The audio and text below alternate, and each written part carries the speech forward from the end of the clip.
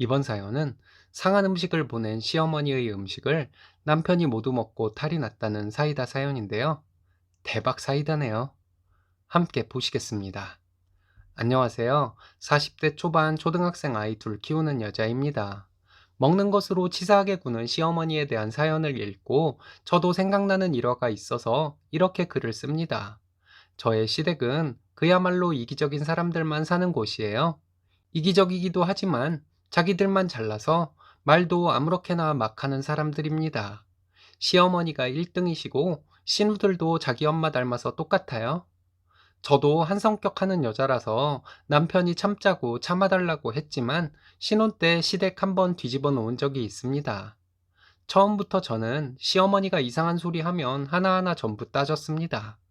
여자가 여자니까 이런 소리 하시면 맞벌이 하는데 무슨 남녀 차별이 있겠냐고 따지고 신랑 건강보조식품을 건너뛰지 말고 챙겨 먹는 것은 저에게 달려있다는 말씀에 어린애도 아니고 그런 거 챙겨줄 마음 없다고 말했어요. 이런 식으로 했더니 시어머니도 저를 꺾어보겠다고 오기가 생기는지 저만 보면 시비를 걸더라고요. 시비 거는 시어머니와 약간 언성을 높이고 있는데 신우가 시어머니 편든다고 저한테 욕하다가 싸대기 맞고 그 뒤로 제 앞에서는 시어머니와 신우들 모두 눈치를 보더라고요. 누나와 여동생 사이에서 시달리며 자란 나약한 남편에게 제 편이 되어 싸워줄 것이라고는 기대도 하지 않았습니다. 편이 되어주지 않을 것이라면 가만히나 있을 것이지 왜 저에게 참으라고 해서 사람을 더 폭발하게 만드는지 이 얘기는 나중에 적도록 할게요. 그런 일이 있고 나서도 저는 당당하게 시댁에 갔습니다. 가서 아무 일 없었다는 듯 할 일 하고 할 말 하고 그랬어요. 내가 내 할 일을 다 하는데 누가 뭐라고 하겠어요. 시어머니와 신우들은 전화로나 저를 씹겠죠. 그럼 뭐 하나요? 제 앞에서는 제 눈치나 보는데. 저희 시어머니는 처음에 저한테 똥군기 잡으려다 실패했지만 먹는 것을 가지고도 참 치사하게 구는 분이셨습니다. 맛있는 반찬 있으면 제가 못 먹도록 신랑 가까이 놓아주고 밥이 다 차려지고 식구들 밥 먹기 시작했을 때 저는 물도 나르고 반찬 더 가져오는 동안에 시어머니는 메인 반찬을 본인 자식들 먹이면서 본인도 허겁지겁 먹었습니다.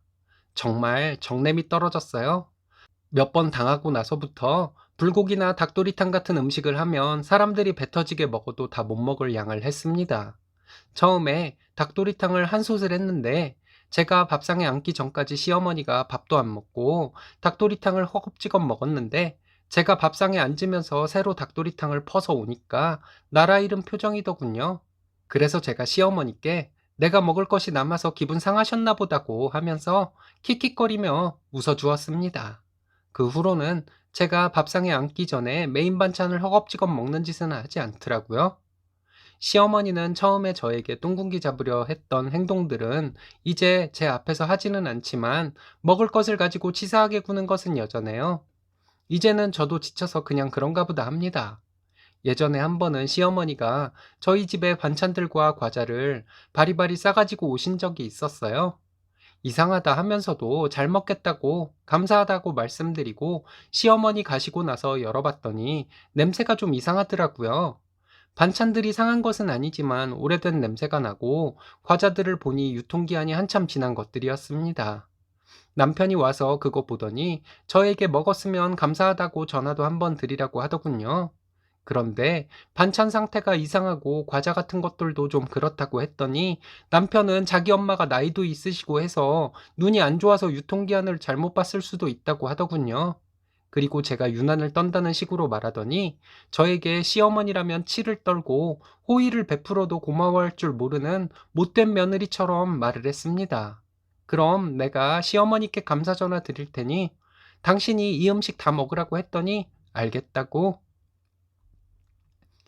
그날부터 식사할 때 시어머니께서 가져다 주신 반찬들은 남편 앞에 놓아주고 저와 아이들은 다른 반찬으로 밥을 먹었습니다. 오기를 부리고 싶은 것인지 남편은 열심히 먹더라고요. 밥 먹고 나서 시어머니가 주고 가신 과자들 후식으로 먹으라고 남편에게 주었습니다. 그것도 잘 먹더라고요. 그렇게 며칠 지나고 시어머니와 통화를 했는데 무슨 얘기를 하다가 시어머니가 주신 음식들 잘 먹고 있다고 했습니다. 시어머니는 그 더덕무침은 어디서 누가 가져다 준 것으로 한 것이고 어쩌고 하시면서 많이 먹으라고 하시더군요.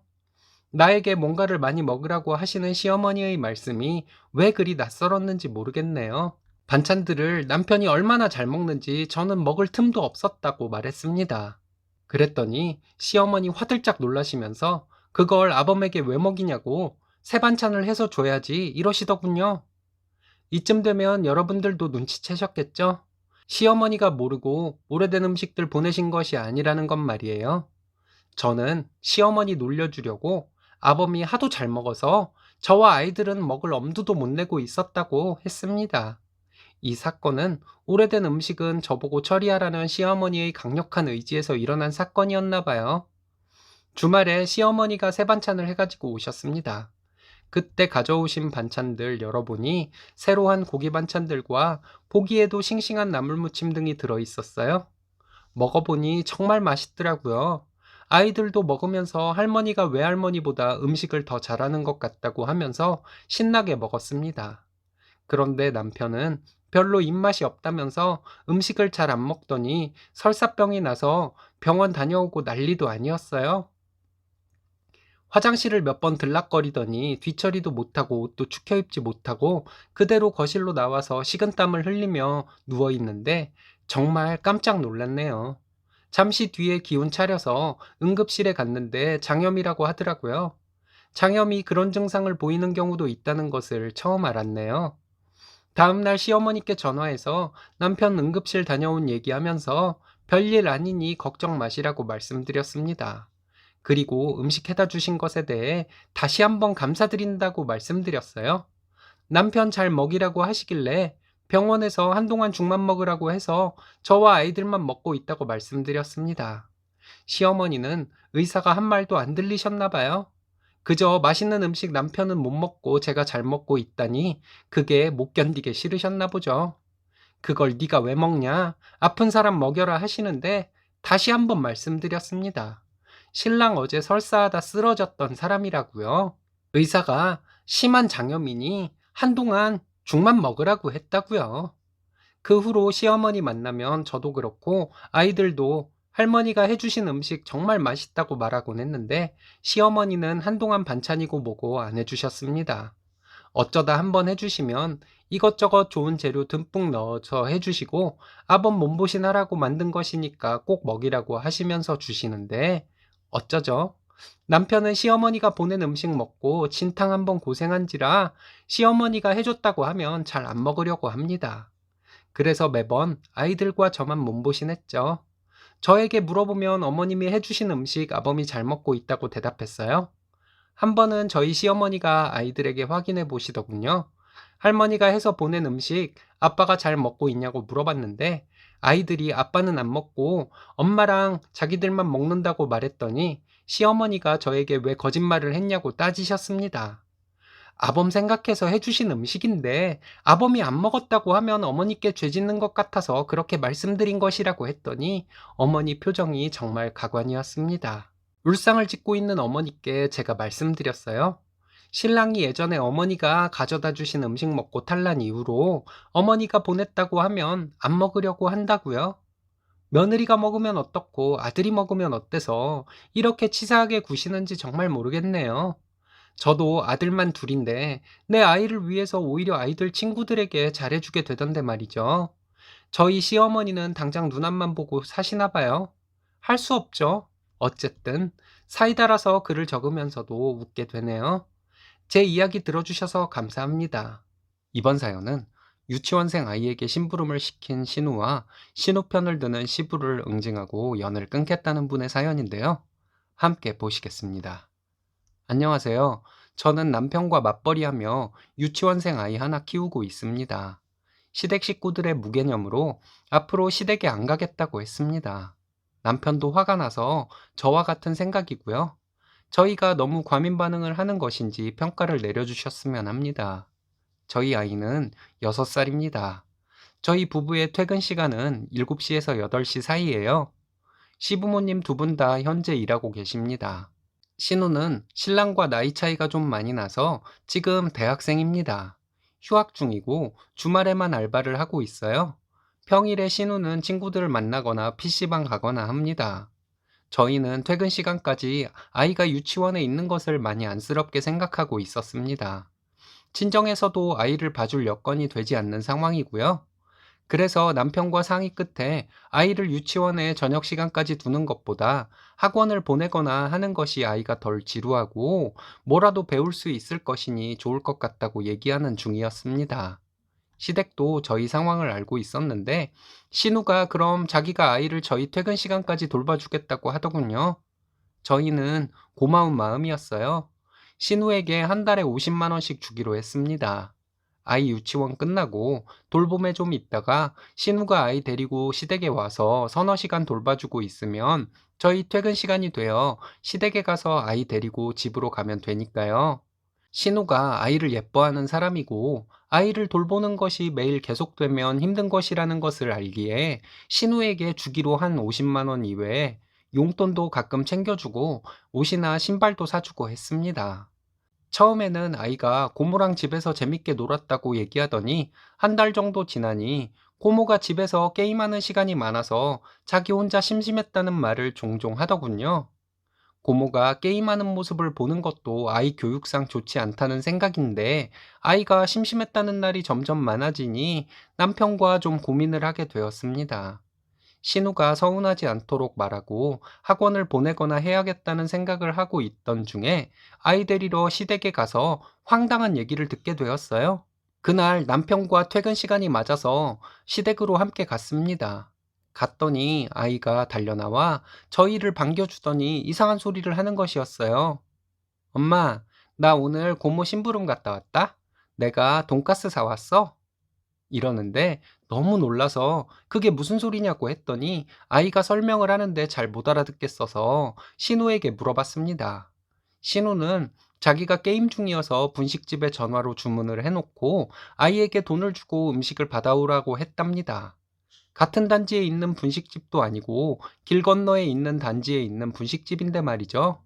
저랑 남편은 너무 화가 나서 왜 그런 것을 아이를 시키냐고 했더니 신우는 자기가 게임 중이었는데 게임 끝나고 자기가 다녀오면 시간이 너무 늦어서 아이가 배고플 것 같아서 그랬다고 하더군요. 남편이 소리 지르면서 막 뭐라 하다가 그까짓 게임 꺼버리고 네가 다녀오면 되는 것이 아니냐고 했더니 신우는 아무 말도 없이 가만히 있더라고요. 너무 화가 나서 제가 신우에게 이제 아이 안 맡기겠다고 했습니다. 요즘 세상에 유치원생 아이를 심부름 시키는 사람이 어디 있냐고, 아이가 나갔다가 무슨 일이 생길지 아냐고 했더니 신우는 TV에서 보면 애들 심부름 잘만 다녀오던데 뭘 그러냐고 하더군요. TV에서 아이가 심부름 갈 때는 촬영 기사가 적어도 둘 이상이 함께 가는 것인데 이게 그거랑 같냐고 막 쏘아붙였어요. 신우는 자기가 뭘 잘못했는지도 모르는 것 같더군요. 울면서 자기가 아이 봐주고 이런 소리나 들어야 하겠냐고 하는데 저와 남편은 할 말을 잃었습니다. 남편이 자기 잘못이 뭔지도 모르는 사람이랑 더 이상 얘기할 것이 없다고 하면서 아이 데리고 집으로 왔습니다. 그리고 유치원에 말해서 일단 저희 퇴근하고 갈 때까지 아이를 유치원에 있도록 했어요. 다음 날 시어머니께서 전화를 하셨습니다. 저에게 미안하다고 하시면서 어머님께서 신우를 어제 많이 혼냈으니 곧 신우가 저에게 전화할 것이라고 하셨습니다. 그리고 좀 있다가 신우가 저에게 전화를 해서 미안하다고 하는데 말로만 미안하다는 것이지 전혀 미안한 마음이 느껴지지 않았습니다. 아니, 신우는 미안한데 어쩌라고 하는 듯한 말투였어요. 그래서 됐다고 이제 아이는 우리가 알아서 할 테니 그렇게 하려고 하고 전화를 끊었어요. 그날 저녁에 시아버지께서 남편에게 전화를 해서 시댁으로 오라고 했다고 하더군요. 그래서 남편과 함께 퇴근 후에 유치원 가서 아이 데리고 시댁으로 갔어요. 시아버지께서 저희 보고 앉으라고 해서 앉았더니 신우에게 아이를 안 맡긴다고 했다는데 그게 무슨 소리냐고 형제끼리 그렇게 하면 안 된다고 하시더군요. 너무 어이없고 황당했습니다. 그러더니 하시는 말씀이 애가 아직 어려서 뭘 몰라서 그런 것을 가지고 뭘 그러냐고 하시더니 신우가 사과도 했다는데 이제 마음을 풀라고 하셨습니다. 그리고 고모가 심부름 시켜서 어쨌든 무사히 다녀왔는데 뭐가 문제냐고 하셨어요. 옆에 있던 신우가 아이도 자기 심부름 다녀와서 뿌듯해했다고 말을 보태는데 정말 시부모님 앞에서 신우 싸대기를 때릴 뻔했습니다. 그리고 신우는 자기가 그렇게 조카를 예뻐했는데 우리가 과민 반응을 한다며 서운하다는 식으로 말하더군요. 아버님과 신우에게 요즘 세상이 얼마나 무서운데 6살짜리를 혼자 심부름을 보내냐고 했습니다. 무슨 일이 생길 확률이 0.1%만 있어도 그런 일은 아이에게 안 시키는 것이 정상이라고 말했습니다. 그리고 아이 맡겨놨더니 고모가 게임에 미쳐서 아이를 방치해둔 것이 아이를 돌본 것이냐고 했어요. 학원으로 돌려도 50만 원이 안 들어가는데 내가 아가씨 용돈 준다 생각하고 50만 원을 주고 따로 또 챙겨주는 것도 있었는데 아이를 방치한 것도 모자라서 위험하게 심부름까지 보내서 내가 화가 난 것이라고 했습니다. 그런데 아버님은 저희에게 되려 뭐라고 하시니 이제 여기도 저희는 못 올 것 같다고 말씀드렸어요. 신랑도 아버지가 쟤를 저렇게 싸고 도니까 애가 게임이나 하고 허송세월 보내는 것이 아니냐고 하면서 자기에게 푸대접을 하는 것이면 몰라도 자기 아이가 푸대접을 받게 할 수는 없다면서 다시는 집에 안 온다고 소리를 지르더라고요. 남편이 당장 가자고 소리를 지르길래 아이 챙겨서 나왔습니다. 남편이 집에 오는 내내 씩씩거리면서 어떻게 아버지가 저러실 수 있냐고 하면서 다시는 자기 집에 가지 말자고 하더라고요. 그리고 또 다음날 시어머니께서 저에게 전화를 하셨습니다. 시아버지와 신우를 단단히 교육시킬 테니 화를 풀라고 하시더군요. 그 전날 저희 가구 어머님이 아버님과 신우에게 엄청 뭐라고 하셨나 봐요. 이 기회에 신우 교육도 확실하게 시켜서 너희들에게 진심으로 사과하게 하겠다 하셨습니다. 그리고 시아버지도 저희에게 사과 전화하도록 할 테니 조금만 기다려달라고 하시더군요. 시어머니 말씀에 마음이 조금 풀리기는 했지만 다시 시댁에 갈 마음은 전혀 들지 않습니다. 남편은 저보다 더 화가 난 상태고요. 아이가 앞단지 분식집에 갈 때 한눈이라도 팔아서 순간 다른 길로 갔다면, 나쁜 사람이 데려갔다면 어떻게 되었을까 하는 생각을 하면 지금도 저는 아찔합니다. 찾기를 혼자 건넜다는 것도 아찔하고요. 고모가 어린 것도 아니고 대학생이나 되어서 자기 게임한다고 아이에게 심부름을 시켰으면서 오히려 저희에게 서운하다는 식으로 말하는 것이 정말 괘씸하네요. 저희가 시댁에 안 가겠다고 하는 것이 과민 반응인가요? 며칠이 지났지만 화가 가라앉지를 않습니다. 많은 분들의 말씀을 들어보고 싶습니다. 이번 사연은 며느리 혼자 제사상 차리게 하고 방에 들어가 쉬고 있던 시모와 신우를 시원하게 응징한 며느님의 사연인데요. 함께 보시겠습니다. 안녕하세요. 외며느리 생활 3년차 며느리입니다. 명절 제사 때마다 이혼이라는 단어가 머릿속에 떠오르곤 했습니다. 시댁에 다녀오고 며칠 지나고 나면 또 자상하고 친정에 잘하는 남편 때문에 이혼이라는 단어가 머릿속에서 사라졌어요. 친정에 가면 친정 부모님과 몇 시간이고 재밌게 대화하는 남편입니다. 저는 시댁에서 부엌대기 역할을 하지만 남편만큼 시어머니와 신우를 즐겁게 해주지는 못했습니다. 시어머니는 무뚝뚝하지만 며느리에게 크게 잔소리를 하시는 분은 아닙니다. 감정 표현도 잘 안 하시는 분이신데 며느리보다는 당신 자식들을 우선시하는 것은 확실합니다. 신우는 뇌에 필터가 없는 사람처럼 말을 합니다. 이럴 수도 있고 저럴 수도 있는 얘기에서 꼭 반대로 얘기하는 사람입니다. 예를 들면 제가 신우와 얘기 중에 제 친구가 엄청 부잣집 딸인데 별로 꾸미지도 않고 후줄근하게 하고 다니고 성형도 전혀 안 했더라 했더니 아니라고, 자기 주변의 부자들은 더 잘 꾸민다고 말하는 식이에요. 직장 상사 중에서 아랫사람들 괴롭히고 윗사람한테 아부하는 재수 없는 사람이 있다고 말했더니 그게 사회생활 잘하는 거지 뭐. 신우는 이런 식으로 대화의 맥을 팍 끊어버리는 사람이에요. 신우가 완전 틀린 말을 하는 사람이라고 볼 수는 없어도 대화하기 싫고 은근 재수없고 그런 스타일입니다. 신우가 무슨 얘기를 하면 저도 객관적 입장에서 반대되는 의견을 말하게 되더군요. 그러면 또 자기 말이 맞다고 죽자고 달려듭니다. 1년 넘게 신우를 겪어본 결과 신우는 자기는 잘나서 다른 사람을 깔아뭉개도 된다는 사고를 가진 사람이라는 결론이 났습니다. 그래서 그 뒤로 그냥 신우랑은 될 수 있으면 대화를 피하게 되었어요. 명절 전날 신우는 자기 시댁에 안 가는지 꼭 시댁에 있더라고요. 제가 혼자 차례 음식하고 있으면 시어머니는 중간중간 감독하시고 신우는 방에 틀어박혀 있다가 한 번씩 나와서 전을 집어먹고 다시 방으로 들어갔습니다. 남편은 친구들 만난다고 나가면 명절 음식 저 혼자 다 하게 되는 것이었죠. 명절에 한 번 신우에게 왜 시댁에 안 가는 것이냐고 물어본 적이 있습니다. 시댁에서 시집살이를 시켜서 사이가 안 좋아졌나 해서 물어본 것이었고, 그런 것이라면 신우 편들어 주려고 꺼낸 말이었어요. 신우는 며느리라고 명절에 꼭 시댁에 가야 하는 것이냐고 신경질을 내듯이 말하더군요. 그 말이 웃겨서 제가 하고 웃었더니 왜 웃냐고 신우가 묻는데, 제가 그러게요. 형님은 이렇게 친정에 와 있는데 저는 여기서 뭐 하고 있나 몰라요. 이렇게 대답했더니 신우 동공에 지진 나더라고요. 점점 신우를 겪으면 겪을수록 신우가 외모를 열심히 꾸미고 입 바른 소리를 잘해서 그렇지 생각보다는 멍청한 사람이라는 생각이 들었습니다. 시어머니 생신이나 어버이날 같은 경우 외식을 하면 그렇게 남녀 평등을 외치던 신우는 절대 식대를 계산하는 법이 없었습니다. 잘 먹었다는 말 한마디 한 적 없었고요.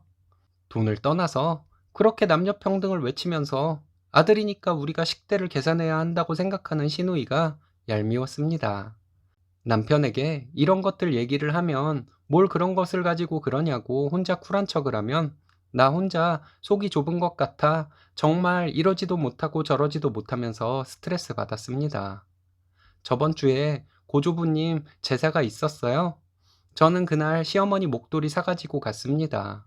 시어머니가 새벽 기도를 다니시는데 추우실 것 같아서 사다 드린 것이었어요. 신우네가 와서 점심 차려서 먹고 하루 종일 저는 제사상 준비하느라 주방에서 일했습니다. 점심을 먹고 남편과 시매부는 밖으로 당구 치러 나갔고 신우와 시어머니는 역시나 안방에서 나오지 않더라고요. 이게 정말 뭐 하는 짓인가 하는 생각이 들었습니다. 내 아버지, 내 할아버지를 낳아준 분도 아닌데 내가 왜 그분의 제사상에 올릴 음식을 하고 있고 그분의 직계들은 놀고 있는 것인지 정말 이해가 안 가더군요. 그리고 더 짜증나는 것은 시댁 식구들 모두가 이 상황을 당연시 여기고 있다는 것이었습니다. 누가 혼자 일을 하고 있는 상황에서 내가 할 일이 없다면 그 일을 돕게 되는 것은 당연한 것이 아닌가요? 저 혼자 음식하고 있는 것을 뻔히 알고 있으면서 방에서 쉬고 있는 시어머니와 시누 모녀가 정말 악마 같다는 생각마저 들었습니다. 점점 화가 치밀어 오르니 못 참겠어서 시어머니 방문을 열고 들어갔습니다. 무슨 일인가 하는 눈으로 저를 쳐다보는 시어머니와 시누에게 제사 음식 같이 하자고 했습니다. 시어머니는 제사도 간단히 지내서 음식할 것도 별로 없는데 유난 떤다고 하더군요. 신우는 며느리가 할 일을 하면서 못 날리냐고 하고요. 너 잘 걸렸다 싶었어요. 시어머니는 며느리 아니냐고 했습니다. 음식 못할 정도로 늙고 병든 것도 아닌데 왜 나 혼자 일 시키고 방에서 쉬고 계시냐 물었어요. 그리고 신우는 명절에도 친정에 와서 며느리 돌이라고는 전혀 안 하는 사람이 무슨 며느리가 할 일 같은 거 따지냐고 말했습니다. 이렇게 앞뒤 안 맞는 소리를 하는 것을 보니 신우는 매번 똑똑한 척하지만 교양이라는 탈을 쓴 미련한 고민가 보다고 잔말 말고 나와서 음식하라고 했습니다. 그리고 그 자리에서 신랑에게 당장 들어오라고 전화했습니다. 제가 화난 목소리로 전화했더니 알겠다고 하더라고요. 시어머니와 신우를 번갈아 보면서 내가 제사상에 올릴 음식 반 이상 해놨으니 나머지는 남편 들어오면 다 같이 하시라고 했습니다. 그리고 나는 어차피 이따가 제사 지낼 때 필요 없는 사람이니 가겠다고 했어요. 남편과 신우 둘이서 저녁도 차려서 먹고 치우고 가라고 했습니다. 제사 때마다 내가 음식 다 하고 저녁에 밥 차리면 신우는 밥만 먹고 가버리지 않았냐고, 기본 배려라는 것도 없는 사람에게 앞으로 뭐 해줄 마음도 전혀 없다고 말하고 가방 챙겨서 나와버렸습니다. 핸드폰 찾고 있는데 신우가 저에게 성질머리 한번 대단하다고 빈정대는데 정말 욕 나올 뻔했습니다. 자기 말에 반대되는 말 한마디라도 하면 입에 개거품을 물고 달려드는 사람이 무슨 그딴 소리를 하시냐고, 시간 있으면 본인 성질말이나 생각해보라고, 그리고 그렇게 혼자 잘난 맛에 살려면 그야말로 혼자 살아야지 사람들 있는 곳에 와서 분위기 깨는 짓은 왜 하냐고 했습니다. 신우가 뭐? 이게 진짜 이러길래 저도 에이씨 하면서 눈 부릅뜨고 신우에게 다가갔어요. 그랬더니 의외로 신우는 뒷걸음질을 치더라고요. 가겠다고 하고 나와서 집으로 와버렸습니다. 남편은 생각보다 좀 일찍 왔더라고요. 제사 좀 일찍 지내고 왔다고 하는데 저에게 미안하다고 하면서 앞으로 제사는 누나 못 오게 하고 자기랑 음식 같이 하자고 하더군요.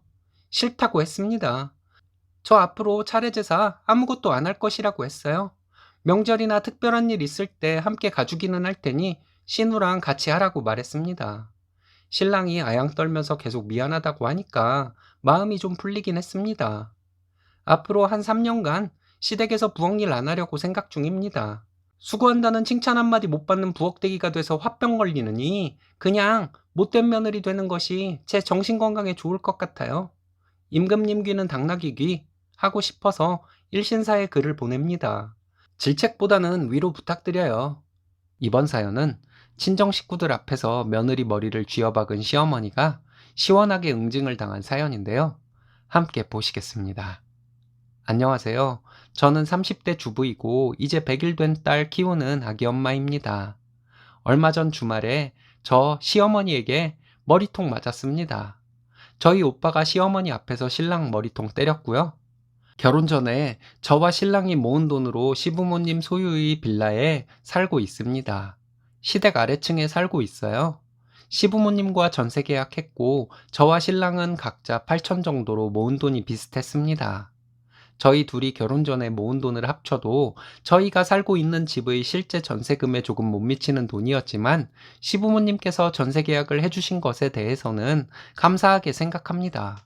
결혼 전에 신랑과 저 모은 돈이 비슷했지만 시어머니가 과하게 예단을 요구하셔서 힘들었습니다. 상견례 자리에서 시어머니는 저희 엄마에게 남들 하는 것만큼만 해달라고 하셨어요. 저는 신랑과 제가 반반 결혼을 하는데 무슨 예단을 요구하실까 하고 생각했지만 집 전세금을 싸게 해주시는 것도 있으니 될 수 있으면 시어머니가 원하시는 예단 해주자고 저희 엄마가 말씀하셔서 그렇게 하도록 노력했습니다. 이불 예쁜 거 보셨다고 하셔서 150 정도 되는 브랜드 있는 이불 해드렸고 그릇도 원하시는 대로 넣어드리고 화장품 세트, 시아버지 가방, 시어머니 밍크 목도리 이렇게 하고 현금 예단 500 해드렸습니다. 예단에 든 비용을 전부 합산해 보니 800이 넘는 돈이더라고요. 예단 들어간 날 시어머니 돈봉투 열어보시더니 표정이 차가워지면서 땡땡아, 예단이 적다 이러셨어요. 저는 좀 어이없어서 대답 안 하고 있었는데 또 예단이 적다고 하시길래 한 번 더 참았습니다. 그랬더니 시어머니, 너희 엄마가 많이 어려우신가 보네. 작다 작아 라고 하셨습니다. 그래서 제가 어머니, 이건 정말 예의가 아니에요 하고 가방 챙겨서 나가려 했더니 시어머니는 너 지금 나가면 이 집에 다시 못 들어온다 하시면서 소리를 지르시더라고요. 저에게 어디서 배워먹은 버릇이냐고 너희 엄마가 그렇게 가르쳤냐고 하길래 사돈에게 너희 엄마라고 하는 것은 어디서 배우신 것이냐고 소리 지르고 나왔습니다. 제가 나오니 신랑에게 시어머니는 네가 선택하라며 고래고래 소리 지르고 계셨습니다. 신랑은 저 따라 나와서 미안하다고 달래주었습니다. 시아버지께서 중재하시고 신랑이 시어머니를 안 보고 살더라도 저와 결혼해서 살고 싶다고 며칠 동안 빌어서 결혼하게 되었습니다. 시아버지께서 그때 시어머니에게 아들 결혼해서 좀 살게 놓아주라고 하셨대요. 시어머니는 시아버지께 한동안 집 나갈 것이라고 으름장 놓으며 난리 피우시다가 결국 저에게 사과하셨습니다. 한 번 그런 일을 겪어서 그런지 시어머니는 저에게 부드럽게 말씀하셨지만 가시돋친 말씀을 많이 하셨어요. 결혼하고 저도 일하고 있는데 저희 집에 시어머니가 내려와 보셨을 때 설거지거리가 있으면 이런 건 바로바로 해야 한다 하셨습니다. 식사하고 바로바로 설거지를 해야 한다는 말씀이셨죠? 신혼애가 와서 시부모님과 함께 식사를 하면 식대를 저희가 대부분 계산을 했는데 어쩌다 한번 신우가 식대를 계산하면 나중에 시어머니는 이런 건 너희가 계산을 하는 거란다 라고 하셨습니다. 말투는 부드러웠지만 참 듣기 싫은 말투였어요. 부드러운 말투도 몇 달 가지 않아서 바뀌셨습니다. 신랑 없을 때는 저에게 거침없이 막말하시고 소리도 지르시고 본래의 시어머니로 돌아오셨죠. 좋은 말로 저에게 소리 지르거나 하시지 말라고 해도 별 소용이 없었어요. 언젠가부터 시어머니는 제가 뭘 잘못했다면서 손을 올리시고 치려는 신용까지 하셨습니다. 맞아볼래? 이런 말씀도 하셨고요. 장난식으로 하셨지만 기분 나빠서 시어머니께 장난식으로도 이런 것은 하지 마시라고 말했는데 알겠다고 하시고는 계속 반복이 되었습니다. 제가 임신을 하고 나서는 시어머니가 치려는 신용을 하는 것을 안 하셨어요. 예정일 보름 남았을 때부터는 친정엄마가 저희 집에 와 있어서 시어머니가 저희 집으로 잘 안 내려오셔서 별로 부딪힐 일이 없었습니다. 저는 임신 8개월부터 휴직하고 딸아이 낳고 지금까지 육아휴직 중이에요. 아이 낳고 친정엄마가 한 달 동안 산후조리 해주셔서 조리원 따로 안 갔어요. 친정엄마가 산후조리를 해주시는 동안 친정엄마가 저희 딸과 정이 들어서인지 이후에도 손녀 보고 싶다고 아이가 100일이 다 되어가는 지금까지 주말마다 거의 저희 집에 오셨습니다. 지난 주말에는 친정엄마가 토요일에 오셔서 하루 주무시고 가셨어요. 사단이 난 것은 일요일이었습니다. 일요일 아침에 저희 오빠가 친정엄마 데리러 왔거든요. 그래서 아침에 조금 늦게 일어나서 늦은 아침을 먹으려고 준비하고 있는데 시어머니가 내려오셨습니다. 저희 엄마와 오빠가 인사를 해도 인사를 하는 둥 마는 둥 하시더니 시어머니는 저희 딸아이를 안고는 이상한 소리를 하셨어요. 아기 말투로 아이에게 엄마랑 외할머니 사이에서 고생이 많았다는 둥, 엄마랑 할머니가 괴롭히지는 않았냐는 둥, 정말 정상적이지 못한 소리를 하시니 저희 엄마 황당해 하시고 오빠는 표정 관리가 안 되고 있었습니다. 신랑이 시어머니에게 장모님이랑 형님 있는데 왜 쓸데없는 소리를 하냐고 말했지만 시어머니는 들은 채도 안 하셨어요.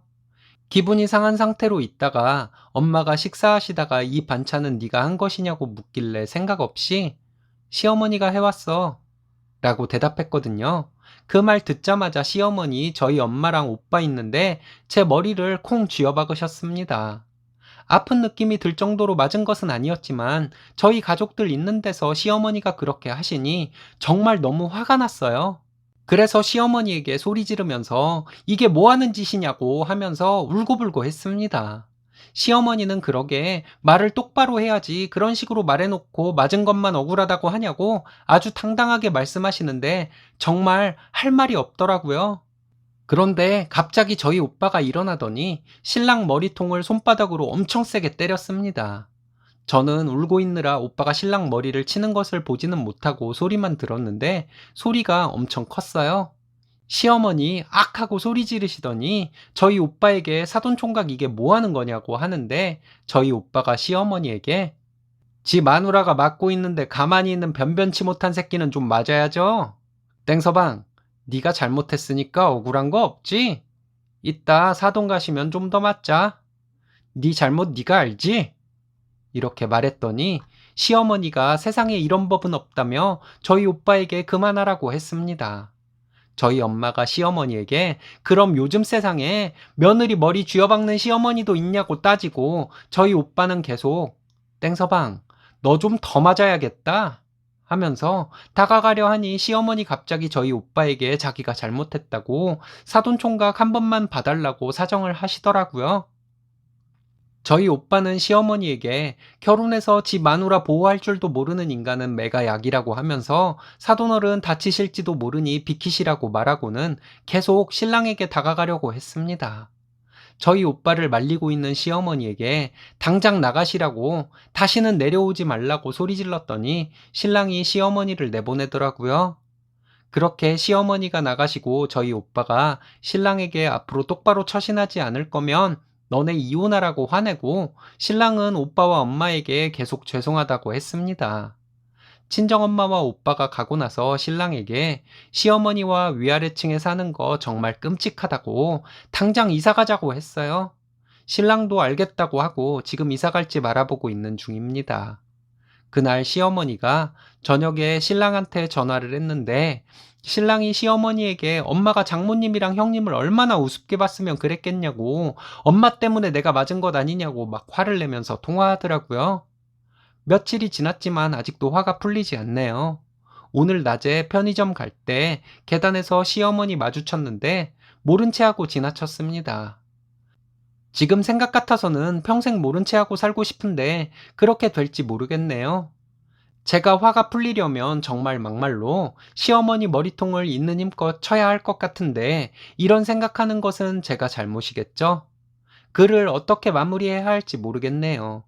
창피해서 친구들에게도 말하지 못해서 이렇게 여러분들께 하소연하고 갑니다. 위로 부탁드려요. 감사합니다. 이번 사연은 며느리 일해서 번 돈을 목돈 필요하면 가져가면서도 모든 것을 며느리 탓하던 시모와 등신 남편을 시원하게 버렸다는 분의 사연인데요. 함께 보시겠습니다. 안녕하세요. 저는 30대 후반, 이제 곧 돌싱이 될 여자입니다. 시원하게 이혼하기를 꿈꾸며 살다가 막상 이렇게 이혼을 하려고 하니 친딸처럼 예뻐해 주시던 시아버지가 마음에 걸리기는 합니다. 하지만 더 이상은 안 되겠다 싶어서 이혼을 결심했습니다. 저에게는 초등학생 아들 둘이 있습니다. 이혼을 하면 오히려 아이들에게 더 돈을 쓸 수 있고 이상한 환경을 아이들에게 보여주지 않을 수도 있다는 생각에 이혼을 결심한 것도 있습니다. 결혼 생활이 답답함의 연속이었습니다. 저희는 결혼 생활 10년 중 9년을 시부모님 댁에 얹혀 살았습니다. 저희 네 식구와 시부모님, 아주버님까지 7식구가 함께 생활을 했어요. 아주버님은 돌싱으로 저희와 따로 살기는 했지만 자는 곳만 다를 뿐 함께 사는 것과 마찬가지였습니다.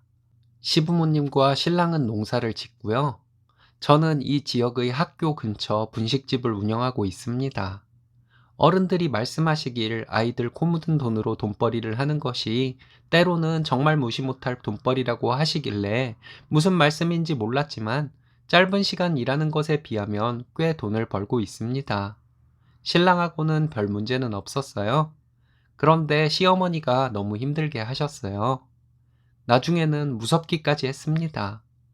제가 첫째를 낳고 어머님이 돌봐주신다고 하며 1년간 시댁에 들어와서 살면 집 하나 지어주신다고 해서 합가를 하고 9년이라는 세월이 흘렀습니다. 시어머니는 육아 문제로 저와 많은 갈등이 있었습니다. 70도 안 되신 분이지만 시골 분이라서 그런지 80대 할머니보다 더 막힌 분이세요. 시어머니를 이해하고 맞추려고 노력하며 살았는데 육아 문제 말고도 주기적으로 하시는 행동이 정말 지긋지긋했습니다. 시어머니는 당신처럼 성격 시원하고 참고만 사는 사람 없다고 하시는데 주기적으로 저와 주변 사람들에게 섭섭했던 것을 터뜨리시는 분이십니다. 내가 이런 말을 했을 때 너는 이런 식으로 말했어야 하는 것인데 너는 저런 식으로 말했다. 이런 것으로 저에게 서운함을 표현하셨습니다. 변명 아닌 변명을 하려고 해도 듣지도 않으시고 저 때문에 힘드시다고 하셨어요. 그러던 중에 얼마 전에는 아주버님이 이혼한 것마저 제 탓을 하시더라고요. 아주버님이 결혼하고 살다가 형님이 좀 더 있다가 혼인신고를 할 것이라고 시부모님께는 혼인신고를 안 했다는 것을 말하지 말라고 해서 그런 줄 알고 지냈습니다. 나중에 보니 형님은 아주버님을 정말 철저하게 벗겨먹고 빚만 남기고 나가버렸습니다. 그렇게 된 것이 6년 전이고 결국 아주버님은 집에 들어와서 농사 함께 지으면서 같이 생활하는 것과 다름없이 지내고 있었어요. 아주버님이 들어온 뒤로 저희는 어떻게든 분가를 할 생각이었는데 분가 얘기만 하면 시어머니는 그래 나가 살아야지 하시면서 여기저기 아프다고 하시다가 저에게 화풀이를 하시면서 우셨어요. 얼마 전에는 아주버님 이혼하게 된 것도 제 탓이라고 하시더라고요. 아주버님과 형님이 혼인신고 안 한 것을 제가 시부모님께 얘기만 해줬더라도 이혼을 막을 수 있었을 것이라면서 제가 말을 안 해서 이렇게 됐다고 원망하셨습니다. 그러더니 아파서 힘들다고 하시며 우셨습니다. 저는 그때 이제는 하다하다 6년 전 아주버님의 혼인 파탄의 원인도 나에게서 찾으시는구나 하는 생각에 정말 학을 뗐습니다. 속상했습니다. 매번 주기적으로 시댁의 안 좋은 일은 저에게서 원인을 찾으시는 시어머니에게 너무 지쳐버렸습니다. 당신 자식들에게는 화도 못 내시면서 며느리만 만만하게 생각하시고 모든 일을 저와 연관지어 원망하시니 아이들 보기도 민망했습니다. 신랑은 워낙 효자라서 중간 역할 같은 것은 기대할 수도 없었고요. 제가 돈 번다는 이유로 생활비 한 푼 받아본 적도 없었습니다. 제가 아이들 교육비에 쓰고 남은 돈을 모아두면 목돈 필요할 때마다 당당하게 가져갔습니다. 언젠가 한번 시어머니께서 너처럼 편하게 사는 사람 없다는 어이없는 말씀을 하시길래 지금까지 생활비 한 번 못 받았다고 했더니 네가 돈을 벌어서 안 주는 것이라고 제가 돈 벌어서 언제 한번 시어머니께 줬냐고 묻더군요. 그럼 어머니 돈 필요하실 때마다 신랑이 저 몰래 돈 해드리는 것은 어디서 나오는 것이냐고 물었더니 깜짝 놀라시더라고요. 저는 심증만 있던 것이라 한번 떠본 것인데 시어머니는 당황하시면서 그것은 애비가 모은 돈이겠지 이러셨어요. 신랑이 가끔 목돈 필요하면 내가 벌어서 모은 돈을 당당하게 가져갔는데 그 돈이 어머니께 해드린 돈이라고 했습니다. 시어머니는 아들이 준 돈을 받았을 뿐이라며 시치미를 떼려고 하시더군요. 내가 번 돈으로 돈도 해드리고 나는 그럼 따로 또 돈을 드려야 어머님이 섭섭하지 않으실 것 같냐고 하면서 더 이상 이렇게는 못 살겠다고 했어요. 못 살면 네가 어쩔 것이냐고 하길래 분가해서 어머님과 안 보고 살던지 그게 안 되면 이혼할 것이라고 했습니다. 시어머니는 내가 여기서 대답을 하면 무슨 책임을 져야 할지 몰라서 대답 안 하겠다고 하시더라고요.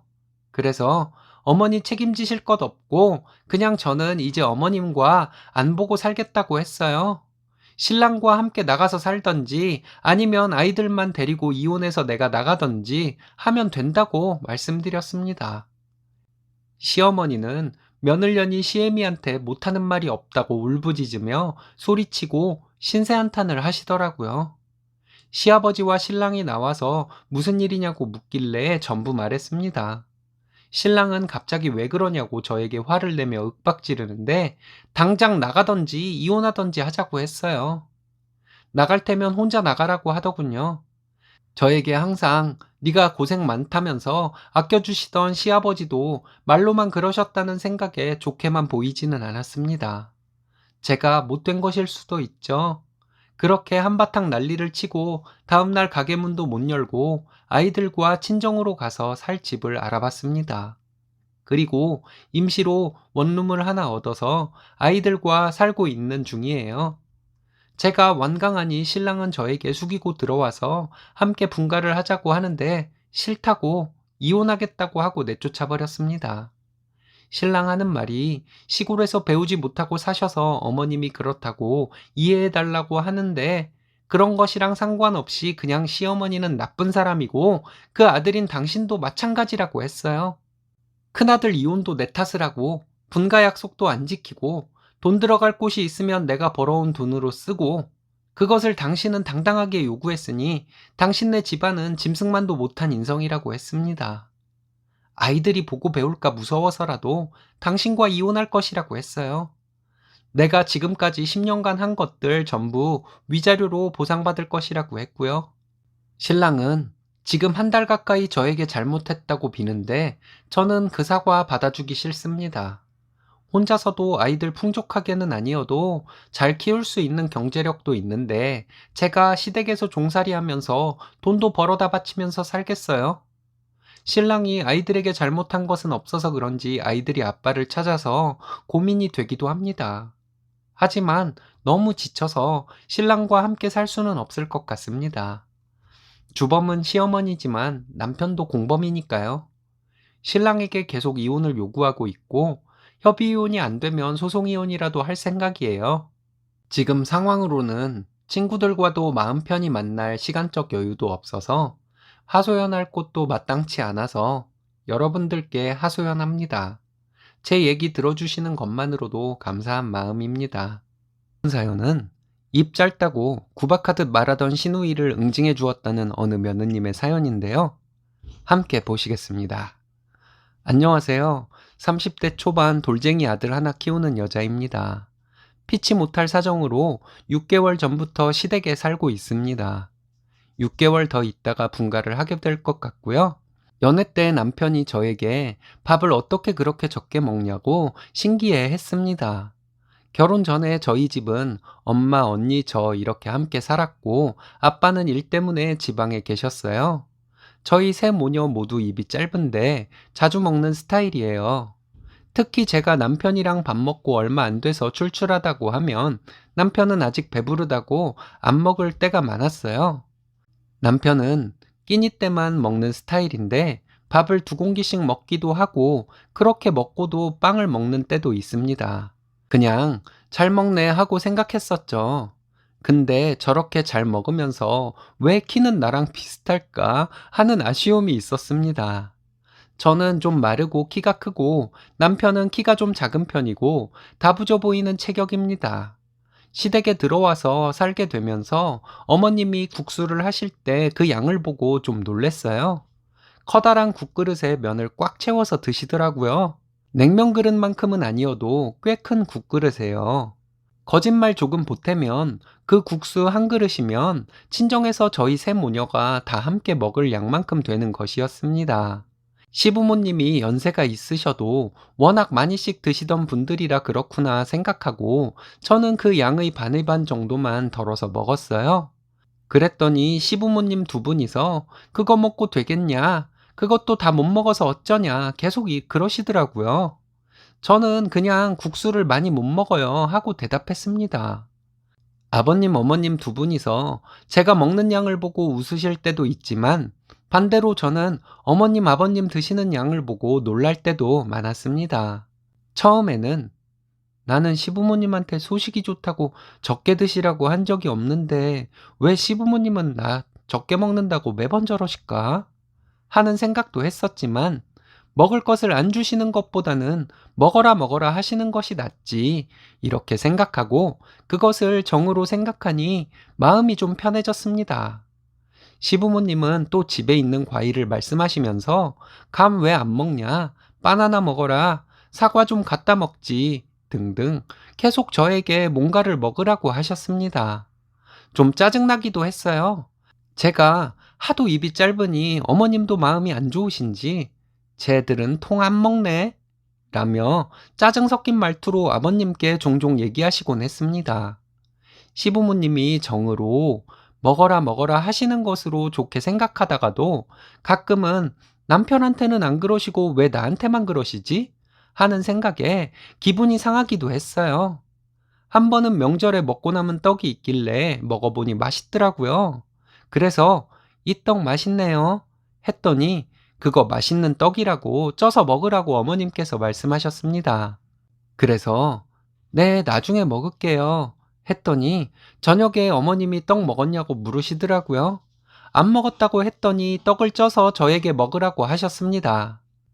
아버님은 한 개 드시고 안 드신다 하시고 어머님은 아예 안 드시더라고요.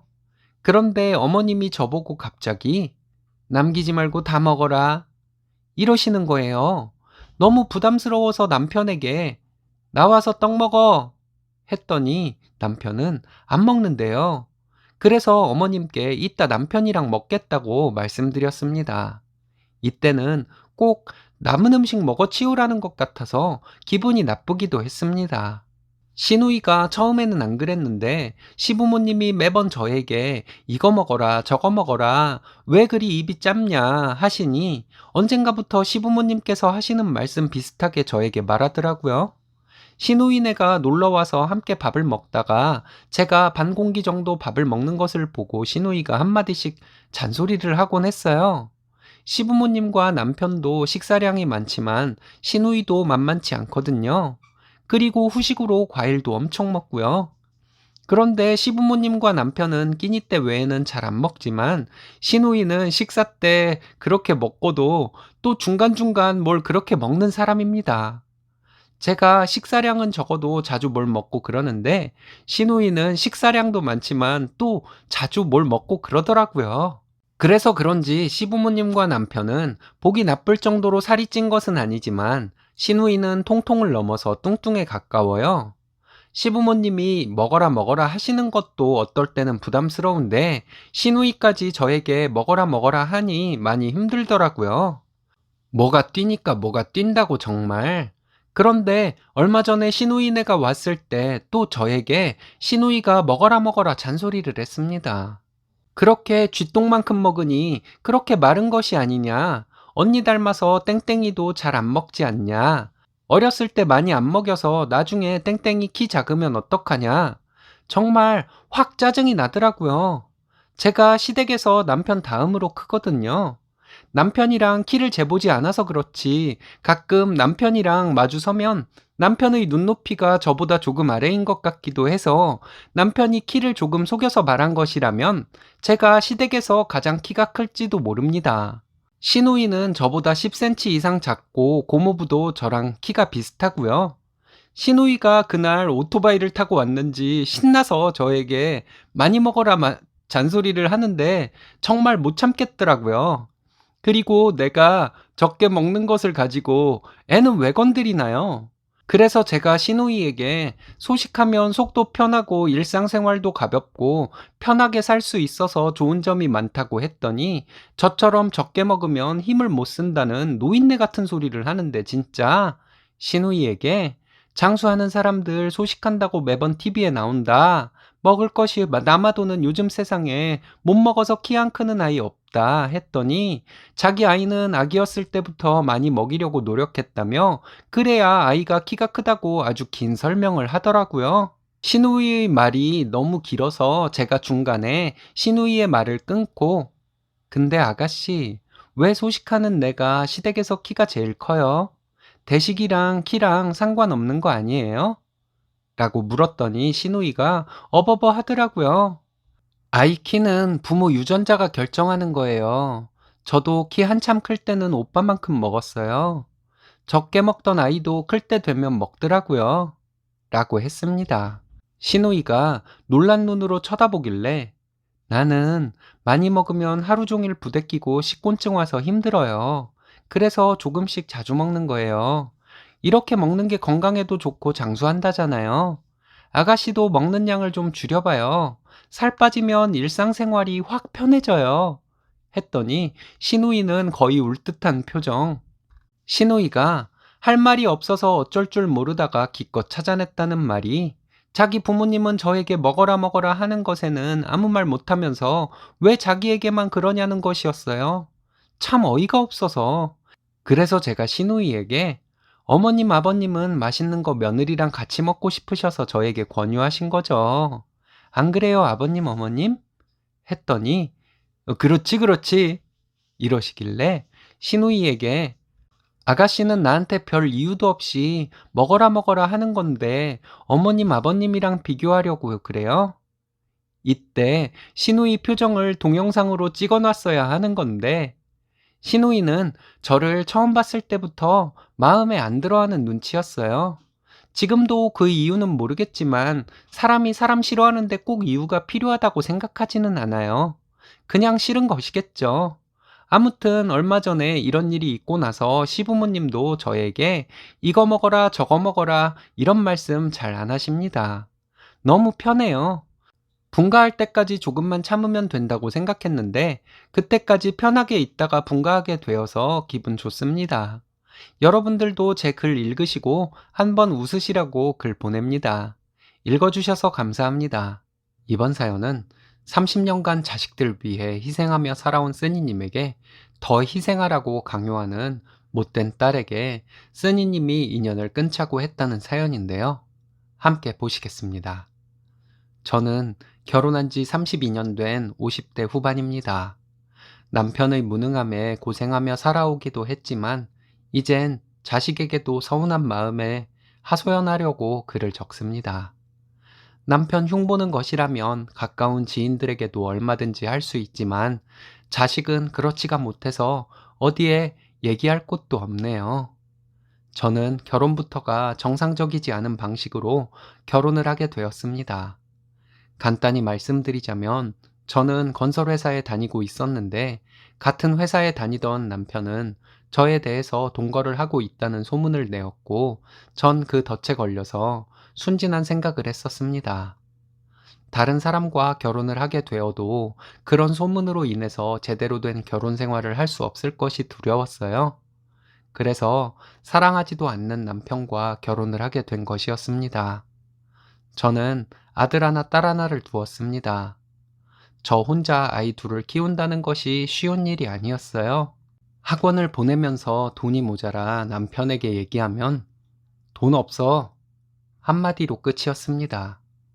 등록금 얘기를 마감날이 다가와서 남편에게 얘기해도 남편은 입 다물면 끝이고 심지어 딸아이 결혼할 때도 입 다물고 있는 남편과 많이 싸웠습니다. 결혼한 딸 역시 사회생활을 시작한 지 오래되지 않아 모은 돈이 없어 매일 울며 결혼 준비를 했어요. 그렇게 딸아이가 괴로워하는 모습에 저도 참 많이 괴로웠습니다. 그때도 남편은 남의 집 일인 듯 입 다물고 말 한마디 없었습니다. 저 혼자 잠 못 자며 우여곡절 끝에 딸아이를 결혼시켰습니다. 남편은 지금까지 일이 없을 때는 집에서 빈둥거리다가 어쩌다 일을 해서 돈이 생기면 제가 빚쟁이가 빚 갚으라는 듯이 닥달을 해야지나 마지못해 돈을 내놓았습니다. 지금도 그렇게 살고 있어요. 저는 생활비 한번 제대로 받아보는 것이 소원이었어요. 몇 번이고 이혼으로 이 사람과 끝을 내려 마음먹었지만 결론을 못 내리고 지금까지 왔습니다.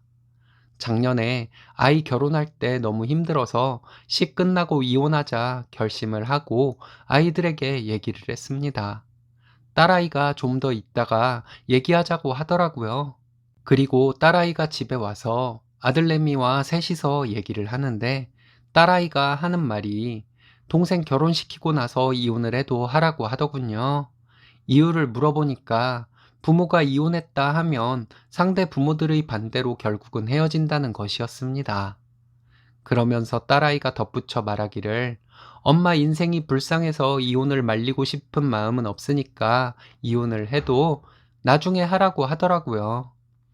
그럼 제 나이가 70에 가까운 나이가 될 것 같은데 말이죠. 이혼을 한다 해도 제가 일해서 벌어먹고 사는 것은 문제가 없어요. 아무튼 딸아이가 이렇게 얘기를 하는데 많이 서운했습니다. 지 누나의 말을 듣고 아들내미가 그러더군요. 보통 딸들은 엄마가 불쌍해서 중고등학생만 되어도 이런 상황이면 오히려 나서서 이혼하라고 하는데 자식들 결혼 문제로 엄마 인생은 안중에도 없는 누나가 너무한 것이 아니냐고요. 딸아이는 지 동생에게 너 생각해서 하는 말인데 자기 말이 뭐가 틀렸냐고 말했습니다. 그리고 자기도 지금 신혼이라 부모가 이혼한다고 하면 시댁에는 뭐라 말할 것이며 자기 아이가 태어나면 자기 아이에게는 뭐라 말해야 하냐고 하더라고요. 아들내미가 화를 내며 말하기를 누나 진짜 못됐다고. 우리들 클 때까지 엄마가 어떻게 살았는지 알면서 앞으로 우리들 위해서 엄마에게 희생을 하라고 강요하는 것이 말이 되냐고 했습니다. 둘이 언성을 높여가며 말싸움을 하는데 아들내미가 누나가 그리 이기적이니 돈 번지 얼마 안 돼서 모은 돈도 없이 엄마 괴롭혀가면서 결혼했겠지 이러더군요. 엄마는 지금까지 그만큼 했으면 됐다고 앞으로는 엄마 하고 싶은 대로 하도록 도와드려야 하는 것이 자식된 도리라고 아들내미가 말했습니다. 그리고 아들내미가 딸아이에게 누나가 정말 이기적인 사람이 아니라면 엄마 인생을 불쌍하게 여겨서 누나가 돈 벌기 시작했을 때 돈 모아서 엄마 모시고 아버지로부터 탈출시키려는 생각을 했어야 정상이라고 말했습니다. 딸아이는 엄마가 지금까지 이렇게 살아왔는데 조금 더 참는 것이 뭐가 어렵다고 그러냐며 저와 아들내미를 번갈아 쳐다보면서 말하더군요. 딸아이에게 정말 서운했습니다. 딸아이 말이 전부 틀렸다고 할 수는 없겠지만 제가 거의 혼자 힘으로 고생해서 키운 아이 입에서 나올 수 있는 말이라고는 믿어지지 않을 정도였어요. 아들내미가 딸아이에게 그럼 누나는 아빠하고 살라고, 자기는 엄마 이혼하신다고 하시면 자기가 엄마와 함께 살겠다고까지 말하더니 저에게 엄마도 여자이니까 한시라도 빨리 이혼해서 남자도 만나보고 사랑도 받아보고 살아보라고 하더군요. 딸아이는 저에게 도끼눈을 뜨고 그렇게만 해보라고 하더니 그렇게 하면 평생 저를 안 보고 살 것이라고 소리를 질렀습니다. 딸아이가 너무 괘씸했습니다. 내가 저를 어떻게 키웠는데 하는 생각에 제 인생이 더 서글퍼지더라고요. 그래서 제가 딸아이에게 마음에도 없는 소리를 했습니다. 앞으로 나를 안 보고 살고 싶으면 마음대로 하라고요. 지금까지 돈도 제대로 갖다 주지 않는 니들 아버지와 니들까지 먹여 살리며 살림까지 다 하고 살았다고요. 내 인생은 없었고 오로지 니들 위해서만 살아왔다고요. 그런데 딸이라는 것이 이렇게 나를 배신할 줄은 몰랐고 지금까지 희생을 해왔으니 앞으로도 계속 희생을 하고 살라고 엄마에게 강요를 할 줄은 정말 몰랐다고요. 너희 아빠와 당장 이혼할 것이고 이젠 편하게 살 것이라고요. 너를 위해 더 희생하지 않았던 것에 원망하는 마음이 들면 찾아오지 않아도 된다고 했습니다. 자식 하나 없는 셈 치면 된다고 했어요. 딸이 가고 나서 며칠간 마음이 안 좋았습니다. 내가 지들을 위해서 어떻게 살았는데 지금까지 희생했으니 더 희생하라고 하는 말이 딸의 입에서 나올 것이라고는 생각지도 못했던 터라 너무 당황스럽기도 하고 많이 속상하기도 했어요. 이제 와서 제가 환갑이 다 되어가는 나이에 이혼하고 남자 만나서 살림 차리겠다는 것도 아니고 이제 좀 더 편하게 살고 싶다는 것인데 말이죠. 딸아이의 말이 틀렸다고만 할 수도 없다는 생각도 들고 참 고민되었습니다. 아들내미는 저를 볼 때마다 당장 이혼하라고 하며 그만큼 했으면 됐다고 이제 엄마 편히 사는 것을 보고 싶다고 하는데 말이라도 참 고마웠습니다. 저는 정말 이혼하고 싶습니다. 이혼할 때는 하더라도 더 나은 방법이 있는지 몰라 많은 분들께 의견을 듣고 싶은 마음에 이렇게 글을 적어봅니다. 저와 비슷한 처지를 겪어보신 분들은 어떻게 결정을 하셨는지, 무슨 생각을 하셨는지 궁금합니다. 아니면 제3자의 입장에서 저의 상황을 보시고 어떤 판단을 내리는 것이 좋을지 의견을 주시면 감사하겠습니다. 너무 답답하고 결론은 나지 않아 답답해서 이렇게 글을 보냅니다. 바쁘신 와중에 제 글을 읽어주셔서 감사합니다. 이번 사연은 직장에서 쓰니님을 시기 질투하고 뒤에서 욕하고 다니던 동료에게 사이다를 먹인 사연인데요. 함께 보시겠습니다. 안녕하세요. 20대 중반 직장 다니는 기혼녀입니다. 결혼한 지는 6개월 되었어요. 일신사에 이런 사연을 보내도 되는지 모르겠어서 조금 망설였는데 나름 사이다여서 보내봅니다. 사회생활 실전이 이런 것이구나 하고 많은 것을 느꼈네요. 저는 대학을 졸업하고 곧바로 결혼을 했습니다. 제 또래들 중에서 기혼인 사람은 흔치 않을 거예요. 사고를 쳐서 결혼을 한 것은 아닙니다. 4학년 때부터 취업을 준비하다가 졸업을 하고 결혼을 준비하고 있던 때에도 취업 준비를 했어요. 그러다가 얼마 전에 취업이 되었습니다. 저는 대기업을 목표로 취업 준비를 하고 있었는데 지금 다니고 있는 회사는 대기업은 아니지만 경력을 쌓기 좋은 회사라서 나중에 더 좋은 조건의 회사를 가기 위해 경력을 쌓는다는 생각으로 일단 입사를 했습니다. 알바는 이것저것 해보긴 했지만 진짜 사회생활은 처음 하는 것이라 떨리는 마음으로 첫 출근을 했어요. 입사를 해서 저희 팀 선배님들과 친해지고 나서 다른 팀 선배님들을 만나면 먼저 활달하게 인사를 했습니다. 저희 부모님께서는 항상 인사를 활달하게 하는 것처럼 사람들의 호감을 사기 좋은 것이 없다고 늘 말씀하셨거든요. 저희 팀 선배님들도 그렇지만 다른 팀 선배님들도 지나치다 저를 만나면 이름이 뭐냐, 어디 사냐, 몇 살이냐 물어봐 주시며 막내라서 고생이 많을 거다 이런 말씀으로 힘을 주셨습니다. 저는 별거 없이 인사를 크게 하고 물어보면 내가 누구인지 밝힌 것뿐인데 많은 분들이 좋은 말씀 많이 해주셔서 감사한 마음이었어요. 양치할 때라던가 간식 파티할 때 저에게 말을 걸어주시는 분들이 많아지더라고요. 아무래도 타팀이고 낯선 분들도 있긴 했지만 저에 대해서 들은 얘기가 있는지 그런 분들도 저에게 친근하게 대화를 걸어주셔서 저도 친근하게 대화를 할 수 있었습니다. 같은 사무실에 저보다 한 달 먼저 입사한 저와 동갑인 동료가 한 명 있어요. 일을 열심히 하는 여직원인데 약간 뭐랄까, 항상 좀 뚱한 표정으로 있는 사람? 그 동료와 회사에서 함께 지나가다가 다른 팀 선배님들과 제가 인사를 하고 간단한 대화를 하면 그 동료는 그분이 누구냐고 물어보더라고요. 그러면 제가 어느 팀 과장님이세요? 이런 식으로 얘기해 주었습니다. 그리고 다른 분들과 제가 적극적으로 인사하고 안면도 트고 해서 커피 마시면서 이런저런 얘기하고 있으면 그 동료는 옆에서 뚱한 표정으로 가만히 있더라고요. 제가 다른 분들과 간단 수다를 떨고 있을 때 적당히 타이밍 봐서 그 동료도 대화에 끼어들고 했으면 좋겠는데 아무 말 없이 옆에서 뚱한 표정으로 있으니 좀 신경이 쓰이고 괜히 그 동료에게 미안하고 그런 마음이 들었습니다. 그 동료와는 같은 팀이고 어쨌든 입사도 저보다 한 달 빠르고 해서 선배라면 선배인데 제가 먼저 회사 선배님들과 친해지고 하니 그 동료가 조금씩 신경 쓰이더라고요. 신랑에게 이런 이야기를 했더니 신랑은 그 동료 신경 쓰지 말고 제가 하던 대로 계속 하라고 잘하고 있는 것이라고 조언해 주었습니다.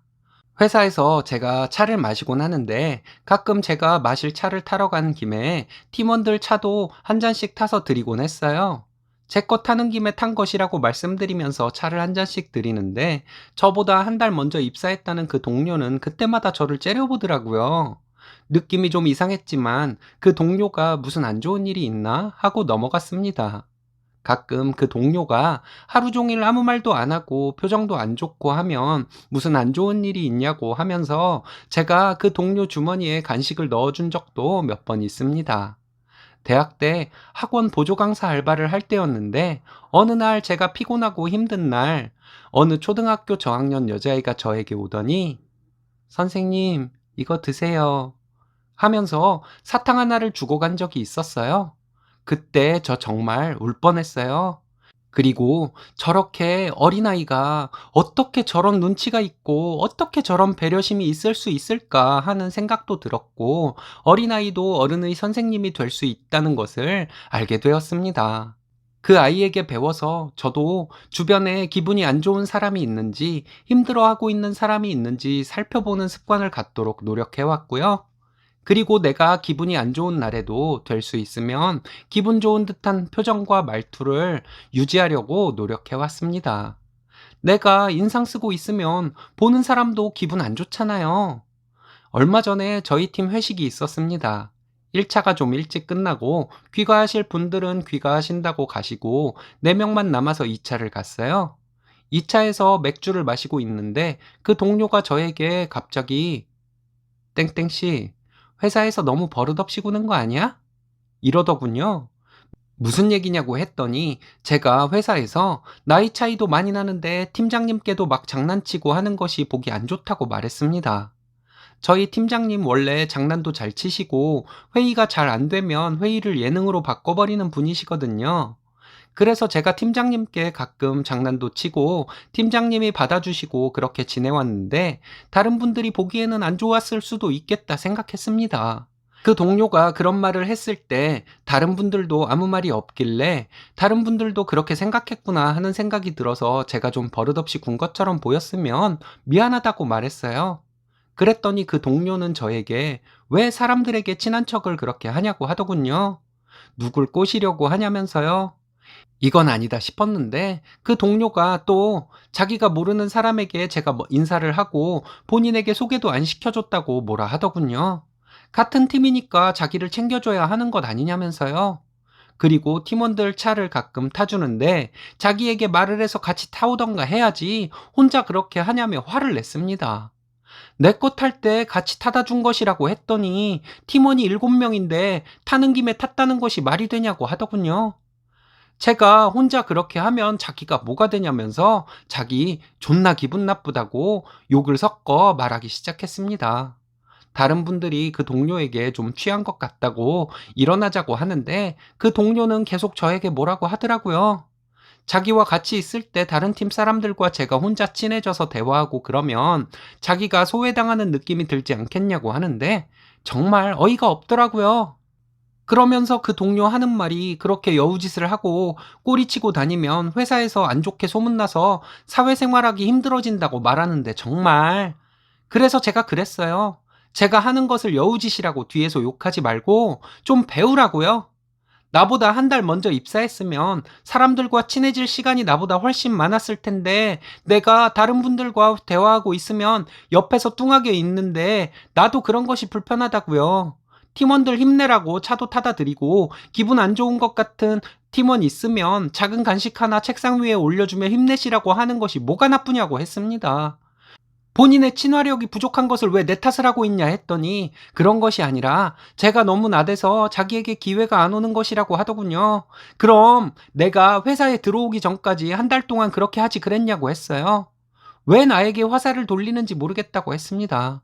함께 있던 동료들이 싸움 나겠다고 그만하라고 해서 입 다물고 있는데 화가 나더라고요. 그래서 제가 그 동료에게 자신이 부족한 것을 반성할 생각은 안 하고 남을 질투하고 있으면 절대 발전이 없을 것이라고 말해 주었습니다. 어색한 분위기에서 2차 마무리하고 집에 들어와서 신랑에게 있었던 일 전부 얘기했더니 회사마다 꼭 그런 사람이 있다고 그 동료가 여우짓이라고 했으니 그 앞에서 더 여우짓하고 더 꼬리치고 다니라고 하더군요. 다음날 저는 회사에서 달라진 것 없이 행동했습니다. 그 동료의 말이 신경 쓰이기는 했지만 신경 쓰지 않고 행동하려 노력했어요. 그런데 다른 팀 입사 동기가 저에게 얘기를 해주는데 그 동료가 저를 뒤에서 안 좋게 얘기를 했다고 하더라고요. 제가 미혼 기혼 가리지 않고 남자들한테 꼬리친다고 말하고 다녔고 실무도 잘 모르면서 나대고 다니고 등등. 제 앞에서 얘기한 것은 제가 받아칠 수 있어서 상관없는데 뒤에서 욕하고 다닌 것은 못 참겠더라고요. 정말 싸우더라도 불러내서 얘기를 할까도 생각했는데 그렇게 할 자신은 없었습니다. 그래서 그냥 팀원들과 타팀 선배님들에게 더 상냥하게 대하고 일도 더 열심히 하면서 지냈어요. 그럴수록 그 동료는 저를 째려보는 횟수가 늘더군요. 신경 쓰지 않고 계속 그렇게 하고 지내다가 제 생일날 팀원들이 어떻게 알았는지 선물을 하나 주셨습니다.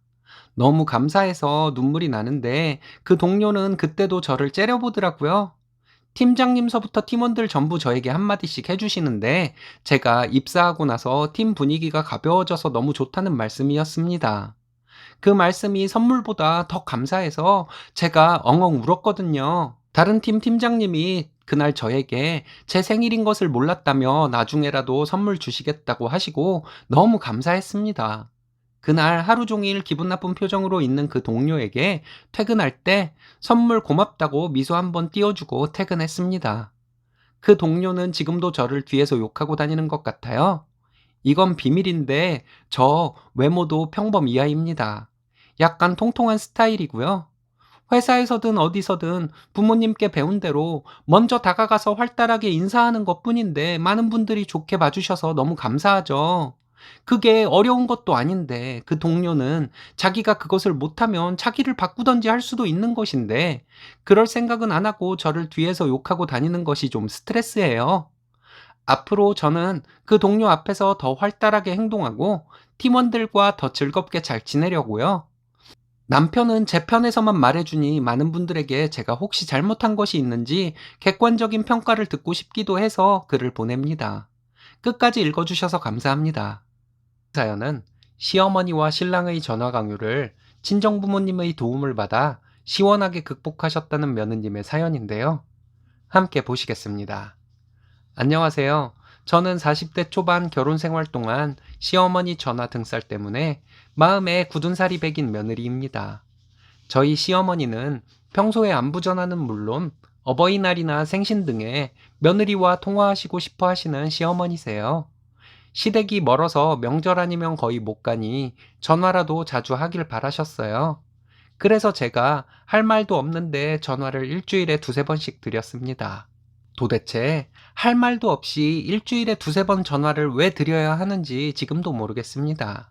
그런데 그렇게 전화를 하지 않으면 화내시고 서운하다고 난리셔서 그냥 전화하고 잔소리 안 들으려고 생각하며 했습니다. 남편은 양가 모두 한 번도 자기가 먼저 전화한 적 없는 사람이고요. 시어머니가 남편 바꿔달라 하시면 그제서야 대충 전화 받고 귀찮아 합니다. 저희 큰아이가 유치원생일 때 아이에게 전화해 보라고 했더니 남편은 전화하기 싫어서 애 시키냐고 하더군요. 그 말이 참 어이가 없어서 시어머니는 당신 어머니이고 당신은 전화 한 통 안 하면서 왜 말을 그렇게 하냐고 했더니 결혼하면 며느리가 시어머니 챙기는 것이 도리라고 하면서 그렇게 사소한 것으로 자존심을 세우니까 여자들이 이기적인 소리를 듣는 거라고 하더군요. 이런 문제로 남편과 여러 번 싸웠어요. 양가에 당신은 전화를 한 번도 한 적이 없으면서 왜 시어머니와 같이 전화를 강요하냐 따져봐도 자기는 잘못한 것이 없다며 제가 너무 예민하다고 하는 남편이었습니다. 사실 시어머니는 딱히 시집살이를 시키거나 하시는 분은 아니세요. 며느리도 내 자식이라는 말도 안 되는 논리로 저에게 효도를 바라시는 보통의 시어머니시고요. 하여튼 뭐든 저에게 전화를 하셨습니다. 이런 부분은 지금까지 저희 친정에서는 모르셨어요. 친정은 멀리 사셨었는데 큰애 봐주시러 오셨다가 왔다 갔다 힘드시다고 아예 이사를 하셨습니다.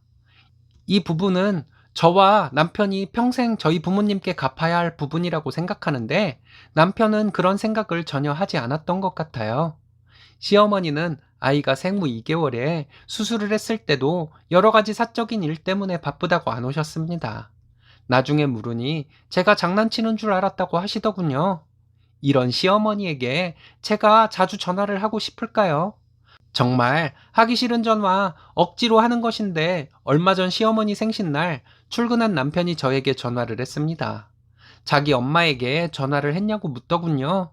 그건 왜 묻냐고 했더니 남편이 웃음기를 거두고 장난하냐며 오늘 자기 엄마 생신인 거 모르냐고 했습니다. 친정아빠와 시어머니 생신이 며칠 차이 안 나거든요. 그래서 며칠 전에 당신은 전화를 했냐고 했더니 자기는 방금 통화했다고 하더군요. 그것이 아니라 우리 아빠 생신날에 전화를 했냐고 물었더니 우리가 갔냐고 하면서 장인어른 장모님은 자주 본다는 개소리를 하더라고요. 친정부모님 저희와 같은 아파트에 삽니다. 남편과는 한 달에 한두 번 마주치는 정도예요. 같은 단지에 산다고 남편과 함께 자주 찾아뵙거나 저희 부모님이 저희 집에 오시거나 하지 않습니다. 우리 아이들이 친정부모님이 키워주신 정이 있어서 아이들끼리 외할머니 집에 가서 민폐나 끼치고 오는 것이죠. 그래서 제가 신랑에게 뭐가 다르냐고 하며 나도 친정아빠 생신에 전화를 했으니 된 거라고 한 다음에 지금 엄마 집에 있다고 끊겠다고 하고 전화를 끊었습니다. 그래 저희 엄마가 전화 내용을 옆에서 다 들어버린 것이었어요. 저희 엄마 화가 나셔서 아빠 당장 들어오시라고 해서 모든 이야기를 해드렸습니다. 저희 아빠도 지금까지 많이 참아오셨는지 당장 남편에게 전화를 해서 바꿔달라고 하시더라고요. 아빠가 전화를 받아서 남편에게 며칠 전에 당신 생신날에 전화 한 통 안 하고 뭐 했냐고 했습니다. 남편은 일하느라 바빠서 전화를 못 드렸다며 죄송하다고 하더군요. 저희 아빠의 훈계가 시작되었습니다. 내가 그동안 자네 어째하는지 지켜만 봤네. 사위는 자식 아닌가? 내 딸은 사돈을 때되면 챙기며 살고 그런 거 깜빡하면 나와 자네 장모가 혼쭐을 내주는데 자네는 뭔가? 사돈 양반들이 자네 그러는 것을 보면서도 별 말씀 안 하시는가? 싫은 소리 하면 괜히 딸 사위 싸움 날까봐 참았는데 참아주니 장인 장모가 우스운가? 내 딸도 사돈 댁에 자네처럼 굴던가? 이렇게 말했더니 남편은 죄송하다고 하더군요. 저희 아빠는 됐네. 이제 우리도 자네에게 아무것도 바라지 않을 테니 자네도 내 딸에게 자네 부모 봉양 같은 것은 바라지 말게. 이러시고 전화를 확 끊어버리셨습니다. 그리고는 저와 엄마를 보면서 나 잘했지 하셨어요. 그날 저녁 남편 퇴근해서 뭔가 하고 싶은 얘기가 있는 것 같은데 우물쭈물하고 있길래 할 말 있으면 하라고 했더니 전화해주면 안 되겠냐고 하더라고요. 이런 모질이. 그래서 전화기 찾아서 전화해 주었습니다. 우리 아빠한테 전화해서 며칠 전 아빠 생신에 전화 못했다고 남편이 많이 죄송해 한다고 말씀드리고 나도 키워주시고 우리 아이들도 키워주신 은혜 남편과 함께 평생 갚겠다고 말씀드렸어요. 그리고 많이 모자른 사위지만 딸 남편이라고 손주들의 아빠라고 지금까지 참아주셔서 감사하다고 말씀드렸습니다. 신랑에게 우리 아빠 엄청 화나셨는데 내가 이런 것까지 대신 사과드리고 방패막이가 되어줘야 하냐며 앞으로 사람 구실은 하고 살라고 했습니다. 아빠가 사람 구실도 못하고 사는 것을 보면 우리 아이들이 커서 뭐가 되겠냐고 하고요. 그동안 시어머니께 전화드리는 문제로 남편은 지가 나서서 삐지고 화내고 했었는데 앞으로 그딴 행동하지 말라고 확답도 받았습니다. 그리고 앞으로 내가 자발적으로 하는 것 말고는 시어머니께 전화하는 것에 대해 강요도 간섭도 안 하겠다는 약속도 받았어요. 그리고 차차 남편이 시어머니의 전화 강요도 중간에서 역할 잘할 것이라는 약속도 받았습니다. 그렇게 확답을 받은 뒤에 시어머니께 전화를 드렸어요.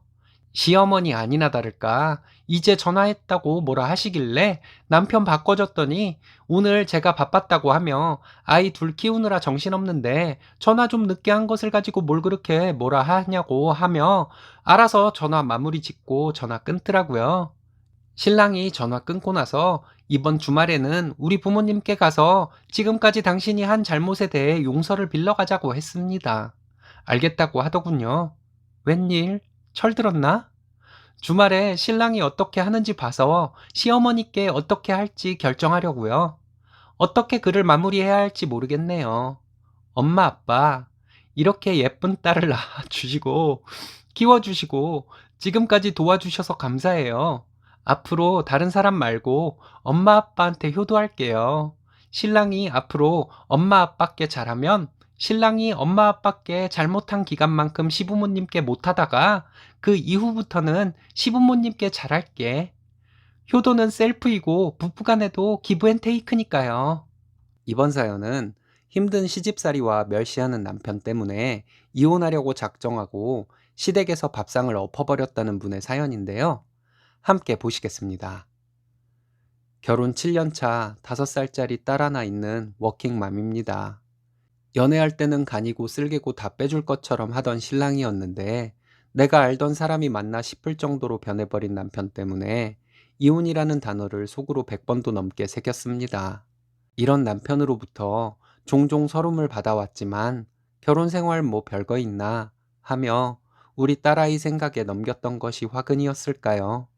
제가 우리 부모님 세대 사람도 아닌데 엄마가 일찍 돌아가신 것이 왜 제가 시댁의 눈치를 보게 되고 제가 부족하다고 느껴야 할 일이었을까요? 그런 제 결혼에 저희 아버지는 뭐가 모자라 시댁에 굽신거리며 저를 그렇게 시집 보내셨을까요? 시어머니가 저를 깎아내리는 말들이 수없이 반복하여 자존감이 바닥을 치고 그로 인해 부당한 지시에도 내내하며 하녀처럼 굴고 맞벌이 하면서도 집안일과 육아 도맡아 하면서도 당연한 줄 알았던 결혼 생활이 정말 견디기 힘들었습니다. 이혼을 하여 편모 가정에서 딸아이가 자라게 하더라도 이대로는 살기 싫다 하다가도 이제 와서 어쩌겠나 하며 또 단념을 하고 살았습니다. 명절이든 시댁이든 시댁에서 집밥이라도 먹는 날에는 찬밥에 잔반 처리반이 따로 없는 대접을 받으며 여자들 앉은 식탁에는 없었던 소갈비 한 점을 우리 딸아이가 집어다 제 밥에 올려주었을 때 저 조그만 것이 뭘 안다고 하며 나오려는 눈물을 꾹 참으며 그때 불현듯 이렇게 살다가는 내 소중한 딸도 이렇게 자라겠구나 하는 마음에 마음속으로 이혼을 굳게 결심했습니다.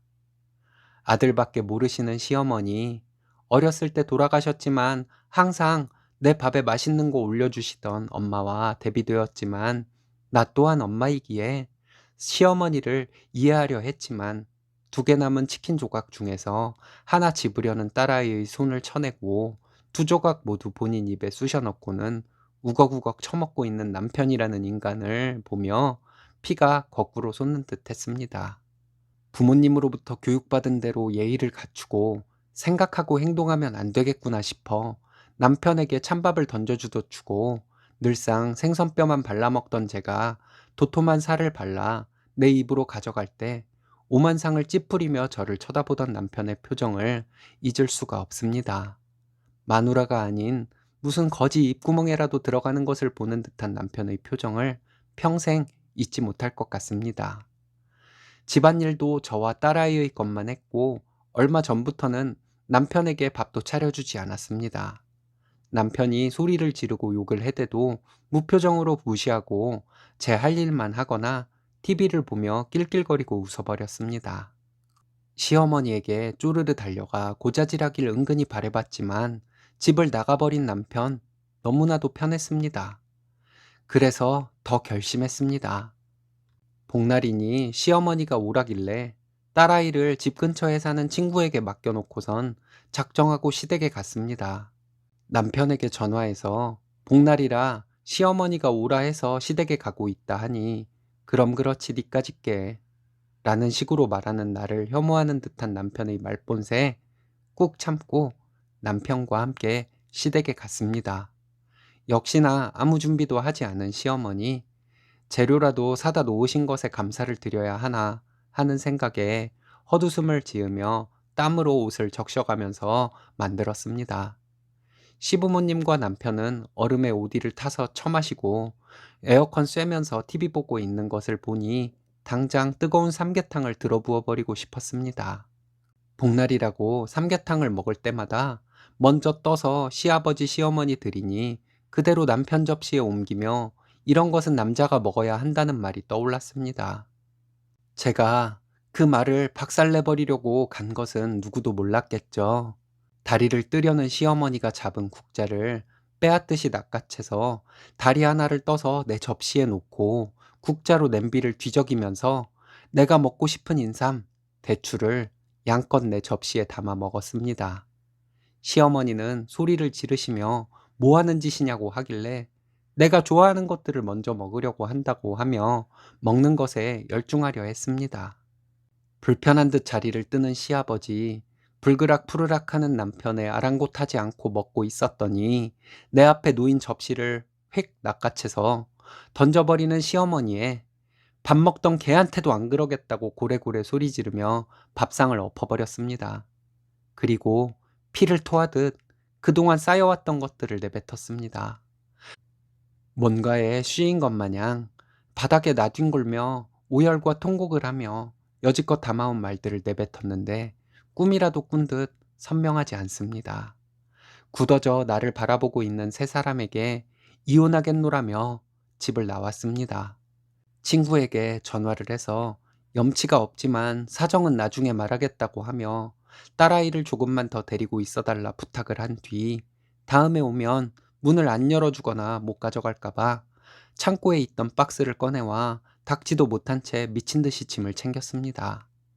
당장 올 수 있는 용달을 찾으려 몇 번이고 여기저기 전화를 했고 그 길로 친정아빠 집으로 짐을 보낸 뒤 새벽이 되어서야 눈물이 멈췄습니다. 어제는 회사에 양해를 구했고 휴가를 조금 당겨 쓰게 되어 푹 자고 싶은데 잠도 안 오고 전화는 시자 들어가는 것들 모조리 차단해 두었지만 뭔가가 온다고 폰이 울리긴 하는데 뭐라고 짓거리는지 모르겠습니다. 여기 있는 것을 뻔히 알 텐데 찾아오지도 않는 거 보면 여기 와도 아버지한테 무슨 일을 당할지 몰라서 두렵거나 내가 이렇게 나가봐야 며칠 있으면 빌고 들어오겠지 하는 덜 떨어진 생각 때문이라는 생각에 헛웃음이 나옵니다. 결혼할 때 여자는 전업주부이어야 한다고 고집부리는 시어머니에게 자기 혼자는 벌어서 못 먹여 살린다고 설득한 남편에게 고마워해야 할지 다니고 있는 회사가 있으니 그나마 안심이 됩니다. 홀가분하면서도 복잡하고 참 여러 가지 감정이 듭니다. 힘들다가도 개운했다가도 참 이상한 요 며칠입니다. 시부모와 남편은 들어오기만 해봐라 내가 가만두나 하고 있을 테니 뜻밖의 소송장을 받도록 해야겠습니다. 먼저 소송을 거는 것이 유리하다고들 하니 소송부터 걸어야겠습니다. 이혼 소송은 내 잘못이 아닌 경우라면 먼저 시작하는 것이 유리하다는 말을 어디서 주워 들은 것 같은데 변호사를 만나 재산 분할, 양육권, 양육비 청구 등에 대해 얘기해 봐야겠습니다. 따순밥에 고기 반찬 나에게 주고 별것도 아닌 닭다리 나에게 주었으면 내가 그 이상으로 남편에게 하지 않았을까 싶습니다. 당장 먹지 않으면 굶어 죽는 시대도 아니고 고기를 먹어도 먹고 싶은 부위를 실컷 먹을 수 있는 시대에 살면서 먹을 것 가지고 차별하고 며느리 깎아내리는 말로 위로를 삼고 그걸 보고 배워 한술 더 뜨는 남편이라는 놈, 이 셋을 더 이상 사람이라고 대우해 줄 수는 없습니다. 떼쓰지도 않고 착하디 착한 우리 딸아이, 왜 우리가 외가에 와 있느냐고 묻지도 않습니다. 엄마의 무지함이 너를 너무 빨리 철들게 한 것은 아닌지 마음이 미어집니다. 다 필요 없고 우리 딸만, 제발 우리 딸만 내 슬하에 있게 되면 하는 마음으로 이 지긋지긋한 악몽을 깨끗하게 털어내고 싶습니다. 저도 사랑받고 칭찬받는 삶을 살고 싶습니다.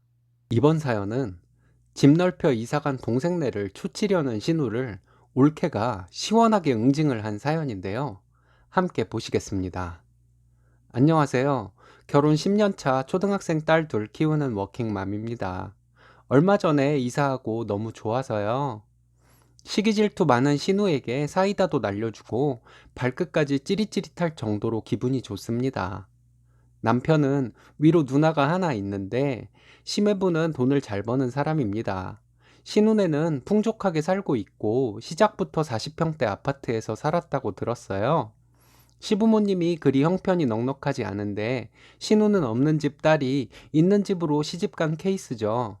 저희는 양가 모두 넉넉하지 않은 형편이라서 형편에 맞게 결혼하고 열심히 살았습니다. 저희는 집이 좁은 것이 좀 아쉬웠지만 서로 아껴주며 딸 둘 낳고 잘 살아왔습니다. 하지만 시댁에서나 시댁 경조사에서 신우를 만나고 오면 기분이 많이 상해서 며칠 축 처진 기분으로 살아야 했죠. 저희를 만나기만 하면 걱정하는 척 하면서 저희 형편을 무시하듯 말하는 신우의 그 말. 친정언니 딸이 입던 옷 가져다 아이 입혔다고 무슨 경기라도 하듯 놀라던 신우의 표정과 준중형 신랑차에 베이비시트 2개 설치해서 타고 다닌다며 무시하듯 말하던 신우의 말을 저는 평생 잊지 못할 것 같습니다. 그 외에도 신우가 저를 기분 나쁘게 했던 말들이 많이 있었지만 상대적으로 힘든 저희 경제력으로 인해 제가 자격지심으로 신우의 말을 기분 나쁘게 들었던 것도 전혀 없지는 않을 거예요. 제가 볼 땐 경제적으로는 신우네와 저희가 차이가 많이 나기는 하지만 저희 부부가 훨씬 금실도 좋고 서로 배려해주며 사는 데다가 시집살이도 없어 만족하며 살고 있는데 그런 저에게 신우는 저희가 경제적으로 풍족하지 못하다는 것을 물고 늘어지며 저희가 불만을 갖고 살아야만 한다는 식으로 말해왔습니다. 지금은 한 귀로 듣고 한 귀로 흘리지만 처음에는 신우가 저를 은근히 무시해서 신랑에게 화를 낸 적도 많네요. 심해부가 경제력이 좋고 심해부 본가가 잘 사는 것으로 알고 있습니다. 근데 심해부는 저희 신랑처럼 가정적이지는 못한 사람이에요. 여자 문제로 신우 부부는 몇 번 이혼 직전까지 갔다고 들었습니다. 그리고 심해부는 사업상 만나는 사람들이 많다는 핑계로 중고생이 된 자식들과 대화도 별로 안 한다고 하는데요. 저희 신랑은 피곤한 몸으로도 딸들과 잘 놀아주는 사람입니다. 아이들과 노는 신랑을 어쩔 때 보면 놀아준다는 느낌보다는 자기가 재밌어서 놀고 있다는 생각이 들 정도예요. 물론 밤에 저와도 잘 놀아줍니다. 저희는 결혼하고 30년 가까이 된 22평 복도형 주공 아파트에서 시작을 했습니다. 얼마 전까지 그 집에서 9년을 살았네요. 방 2개 좁은 거실에 확장된 베란다, 불편하지만 적응하고 살았습니다. 두 딸들 초등생이 될 때까지 침대도 못 놔주고 책상도 못 놔줘서 상 펴고 공부하고 무거운 라텍스 깔아주고 접어주며 자게 했습니다. 좁은 싱크대에 수납 공간도 별로 없어서 좁은데 주방 물건들 칸칸이 박아놓고 살았어요. 결혼할 때 사온 9kg짜리 세탁기는 왜 이렇게 자주 고장이 나던지 작고 고장도 잦았지만 버티고 썼습니다. 32인치 TV도 오늘 내일 하는 거 버티고 썼어요. 아둥바둥 1억 빚 갚고 집 내놓은 지 열흘 만에 집이 팔려서 같은 지역의 신도시라 이름 불리는 곳에 있는 28평 계단형으로 이사 왔습니다.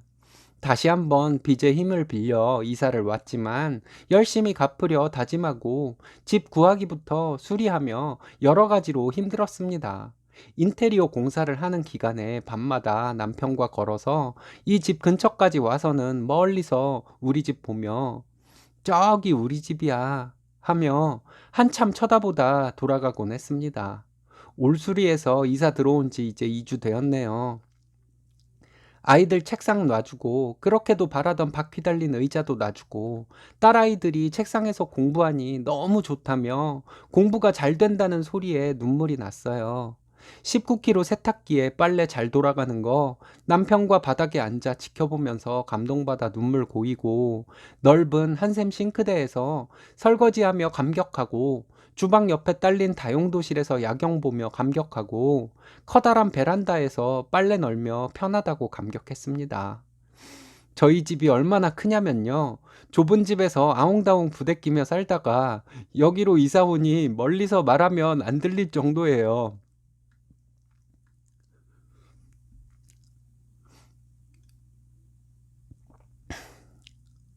어제 커다란 65인치 TV 달고 남편이 축구 보다가 축구공이 500원짜리 동전만 하다며 감격하더라고요.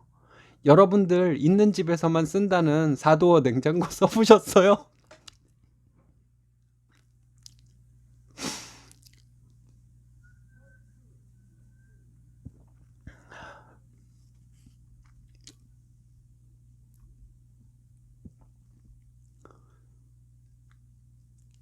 냉장고에 반찬통들이 끝없이 들어가요.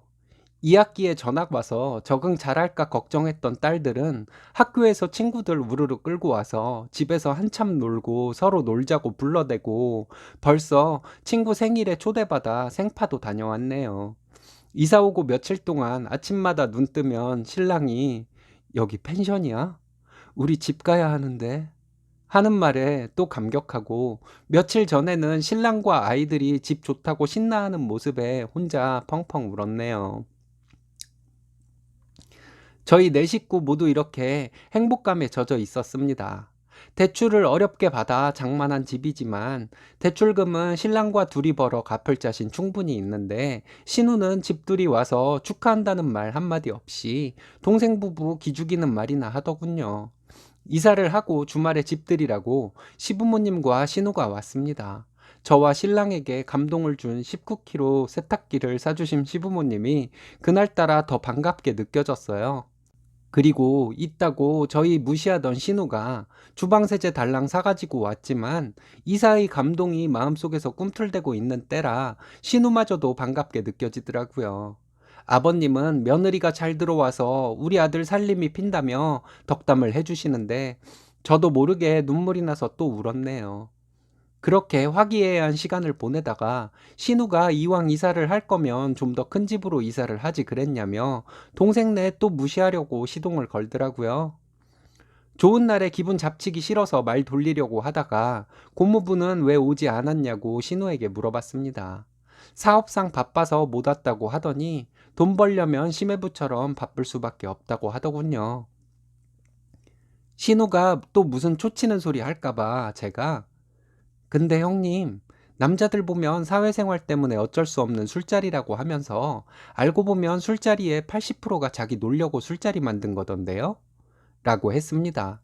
신우는 뜨끔했나 봐요.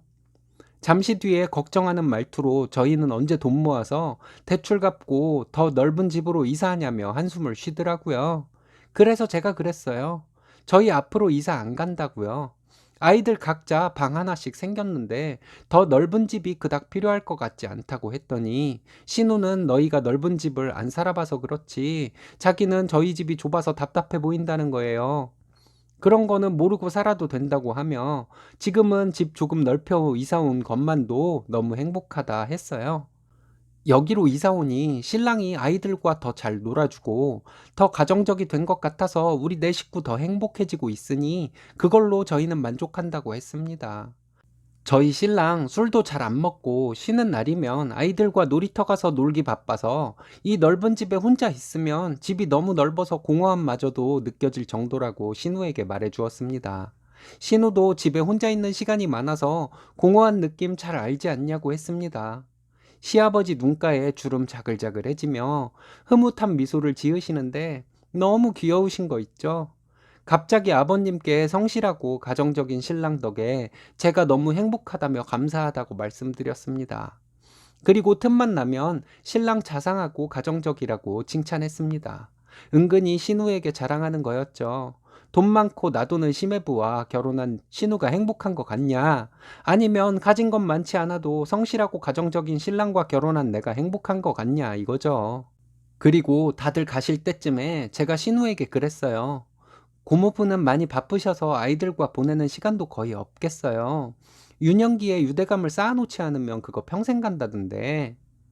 고모부 사업상 바쁘셔서 그런 거니 뭐. 에이 뭐 돈 많이 벌면 된 거죠. 뭐 돈 걱정 없이 사시는 형님이 저는 아주 가끔 부럽기도 해요. 여기서 아주 가끔을 강조해서 말해 주었답니다. 시댁 식구들 모두 가시고 나서 신랑이 저에게 누나 약 올리려고 나를 그렇게 칭찬한 거 맞지? 하면서 묻더라고요. 그러면서 자기도 속이 시원했다고 잘했다고 해주었습니다. 신우네 돈 많다고 신우가 자꾸 저희 무시하려고 하잖아요. 처음부터 그런 거 하나도 부럽지 않았는데 말이에요. 그래서 저는 끈끈한 가족애와 자상한 남편 같은 거 너는 없지? 하며 좀 약 올려 주었습니다. 저희 집이 곧 쇼파도 들어오기로 돼 있을 정도로 넓은데 어딜 감히 좁다고 무시해요. 안 그래요, 여러분? 이번 사연은 시어머니에게 사사건건 사이다를 날리는 남편을 둔 분의 사연인데요. 함께 보시겠습니다. 안녕하세요. 결혼 1년차 새댁입니다. 남편이 20대 초반 어린 나이에 독립해서 혼자 살던 집에 신혼집을 차려서 살고 있어요. 방 2개짜리 좀 오래된 다세대 주택에 살고 있습니다. 워낙 양가에서 저희 결혼에 도움을 줄 형편이 안 되어서 신랑과 저는 부모님의 도움은 바라지도 않고 결혼을 했어요. 오랜 기간 연애를 하다가 더 이상 결혼을 미루면 안 될 것 같아서 결혼을 했습니다. 연애 때부터 신랑은 알뜰한 모습이 보기 좋았습니다. 저도 한알뜰 하는 사람인데 신랑은 저보다 더 검소한 사람이었어요. 그래도 제 생일이나 저희 커플 기념일에는 어느 정도 돈을 쓸 줄도 아는 사람인 것이 참 좋아 보였습니다. 신랑의 직장은 야근이 들쑥날쑥하고 휴일도 정해져 있지 않은 직장입니다. 저는 직장에서 출장이 잦은 편이고요. 결혼하기 1년 전부터 저희가 반동거를 했습니다. 제가 주말 이틀은 신랑 집에 있었어요. 신랑은 제가 신랑 집에 반찬을 해놓거나 청소를 해놓거나 하면 기겁을 하며 말렸어요. 결혼을 한 사이도 아닌데 왜 자기 집에 집안일을 해놓냐며 하지 말라고 했습니다. 처음에는 결혼을 한 사이도 아닌데 라는 말이 좀 서운하게 들렸습니다. 나와 결혼에 대한 확신이 없다는 말처럼 들렸었거든요. 나중에 알고 보니 그런 뜻이 아니라 결혼 전부터 저에게 집안일 시키기 아까워서 한 얘기였더라고요. 결혼 전에 양가 부모님께 인사를 드리고 난 후에 처음에는 집안 대소사에 어머님이 저를 부르셨어요. 가보면 제가 할 일들을 알려주시고 음식을 하도록 시키셨는데요. 처음에 부르셨을 때 신랑이랑 어머님이 얘기가 된 것으로 생각하고 시댁에서 일을 하고 있는데 신랑이 시댁에 들어오더니 저에게 여기 무슨 일이냐고 묻더군요. 그러더니 어머님이 계신데 무슨 결혼식도 안 했는데 여기 와서 음식을 하고 있냐며 제 앞치마를 강제로 벗기고 저를 데리고 나와 버렸습니다. 신랑이 그렇게 나오니 고맙기도 하고 더 착한 척을 하고 싶잖아요. 그래서 신랑에게 어차피 결혼하고 나면 내가 할 일인데 지금부터 하면 어때서 그러냐고 말했어요. 제 말에 감동을 받은 듯한 표정으로 신랑은 결혼식도 안 올렸는데 신랑에게 알리지도 않고 저를 불러다가 부려먹는 것이 너무 짜증난다고 했습니다. 집에 신랑 여동생도 있고 한데 여동생은 시키지도 않으면서 저를 불러다가 부려먹었다고 어머님에 대해서 원망하며 말을 하는데 입에 개거품을 물더라고요. 저도 신랑의 말이 너무 고마워서 시댁에 더 잘해야겠다는 생각을 했습니다. 반대로 신랑은 저희 집에 결혼 전부터 정말 잘했어요. 친정은 서울 변두리에 오래된 단독주택인데요. 신랑이 저희 집에 인사를 드리고 난 후에 아빠가 집 고치는 것도 많이 도와주었습니다. 친정집 마당에 관리가 안 된 흙밭이 조금 있었는데 신랑이 그곳을 꾸미기 시작하더니 작은 정원처럼 만들어 놓아서 아빠가 굉장히 좋아했어요.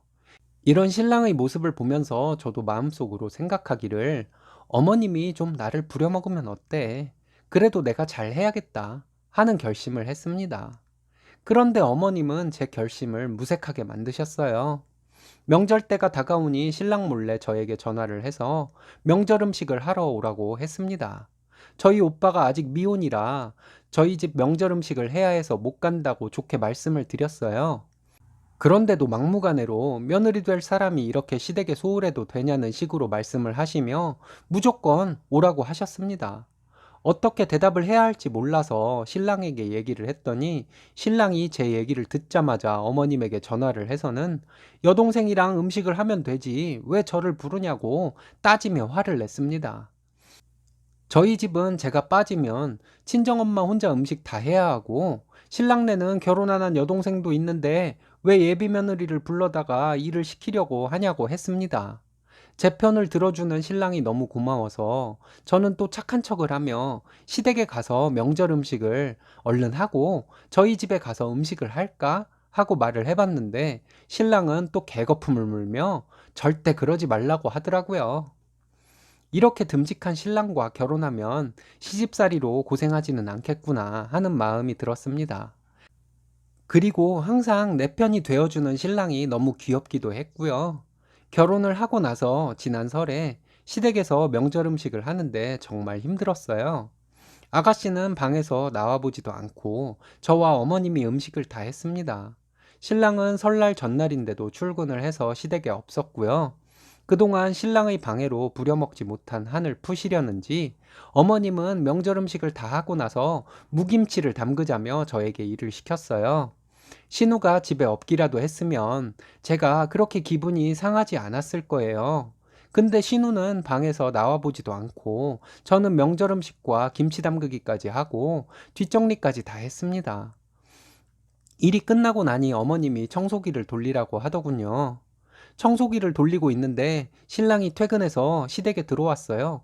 저보고 왜 청소까지 하냐고 묻더니 신우방에 가서 신우에게 소리를 지르며 나와서 청소하라고 소리를 질렀습니다. 어머님은 신랑에게 힘들게 일하는 애 좀 쉬게 두지 왜 그러냐 하시는 거예요. 저는 뭐 직장 안 다니나요? 어머님의 말씀에 시댁에 잘 하려던 마음이 싹 다 날아가더군요. 신랑이 제가 들고 있던 청소기를 뺏어서 청소기를 돌렸습니다. 그러더니 저에게 가자고 하며 시부모님께는 내일 아침 차례 지낼 시간에 맞춰서 오겠다고 하더군요. 신랑이 씩씩대며 저에게 어머님 뒷담화를 했지만 신랑이 저희 집에 한 것을 생각해서 저는 좋게만 말했습니다. 그랬더니 저에게 그렇게 착해서 어떡하려고 하냐고 막 화를 내더군요. 제가 화를 내기 전에 신랑이 화를 다 내주고 하니 제가 화를 못 낸 것이지 제가 착하긴 뭐가 착해요. 저 하나도 안 착하거든요. 어쨌든 그런 일이 있고 나서 어머님이 전화를 해도 바쁘다는 핑계로 전화도 잘 안 받고 그랬어요. 제가 직장에서 출장을 가게 될 것을 대비해서 밥, 국, 양념고기 등을 소분해서 냉동실에 넣어 놓아요. 그럼 하나씩 꺼내서 전자레인지에 돌려서 냉장고에 있는 김치 종류들만 꺼내면 한 상이 차려지도록 해놓는 것인데요. 얼마 전에 출장을 가는 날에 냉동실에 있는 음식들을 확인하고 출장을 갔습니다. 남편이 연락이 왔는데 냉동실에 음식이 없어서 저녁에 편의점 도시락이랑 컵라면을 먹었다고 하더라고요. 제가 그게 무슨 소리냐고 아침에 다 확인하고 나왔다고 했습니다. 그리고 주말이 되어서야 일의 내막을 알게 되었네요. 제가 출장 가는 날에 어머님이 오셔서 냉동실에 있는 음식을 다 가져간 것이었어요. 저는 그것도 모르고 일단 집 비밀번호부터 바꿨는데 신랑에게 비밀번호를 예전 걸로 바꿔놓을까 하고 물어봤더니 그러지 말라고 하더군요. 어머님에게 전화가 왔습니다. 저에게 맨날 그렇게 음식을 얼려놓고 그렇게 해먹고 사냐고 하셨어요. 냉동식품처럼 되면 맛이 없다고 말씀하시더라고요. 어머님의 말씀에 좀 화가 났지만 이 사실을 알면 남편이 또 광분을 할 테니 일 크게 안 만들려고 그냥 내내 하고 있었습니다. 신랑이 제 옆에 있다가 에이씨 하면서 제 전화기를 확 낚아채 갔습니다. 그러더니 어머님께 왜 냉동실에 있는 음식 가져가냐고 막 따다다 하는 거예요. 엄마 때문에 자기 그날 편의점 도시락에 라면 먹지 않았냐고 하고요. 물어나 보고 행동을 하던가 하지 왜 괜한 일을 해가지고 아들 굶기려고 하냐고 막 화를 냈습니다. 어머님은 전화를 확 끊어버리셨어요. 신랑이 씩씩대면서 제 전화기로 어머님에게 전화를 다시 했지만 안 받으시더라고요. 그 뒤로 어머님은 저에게 연락 없으세요. 신랑은 저에게 어머님이 다시 못 그러게 한다고 저에게 미안하다고 했습니다. 그러더니 자기 쉬는 날에 시댁에 가서 어머님에게 카드키를 받아오겠다고 하더군요. 아니면 그냥 도어락 자체를 바꿔버리던지 하자며 한참 더 씩씩댔습니다. 정말 어머님은 왜 괜한 일을 하셔가지고 여러 사람 힘들게 하시는지 모르겠다는 생각이 들었습니다. 이런 일이 있고 2주 정도가 지났는데요. 이렇게 계속 남편이 하는 대로 그냥 보고만 있어도 되는 것일까요? 친정부모님께 얘기하기도 뭐하고 남편이 이렇게 내 편만 드니 얘기할 필요성도 못 느껴서 얘기도 안 했습니다. 괜히 나중에 제가 남편 뒤에서 조종했다고 욕먹는 거 아닌지 모르겠어요. 제가 어찌해야 할까요? 스님님, 뭘 어찌해요? 사랑하는 남편과 평생 행복하시면 되죠. 멋진 남편과 결혼하신 것이 스님님 복인데요.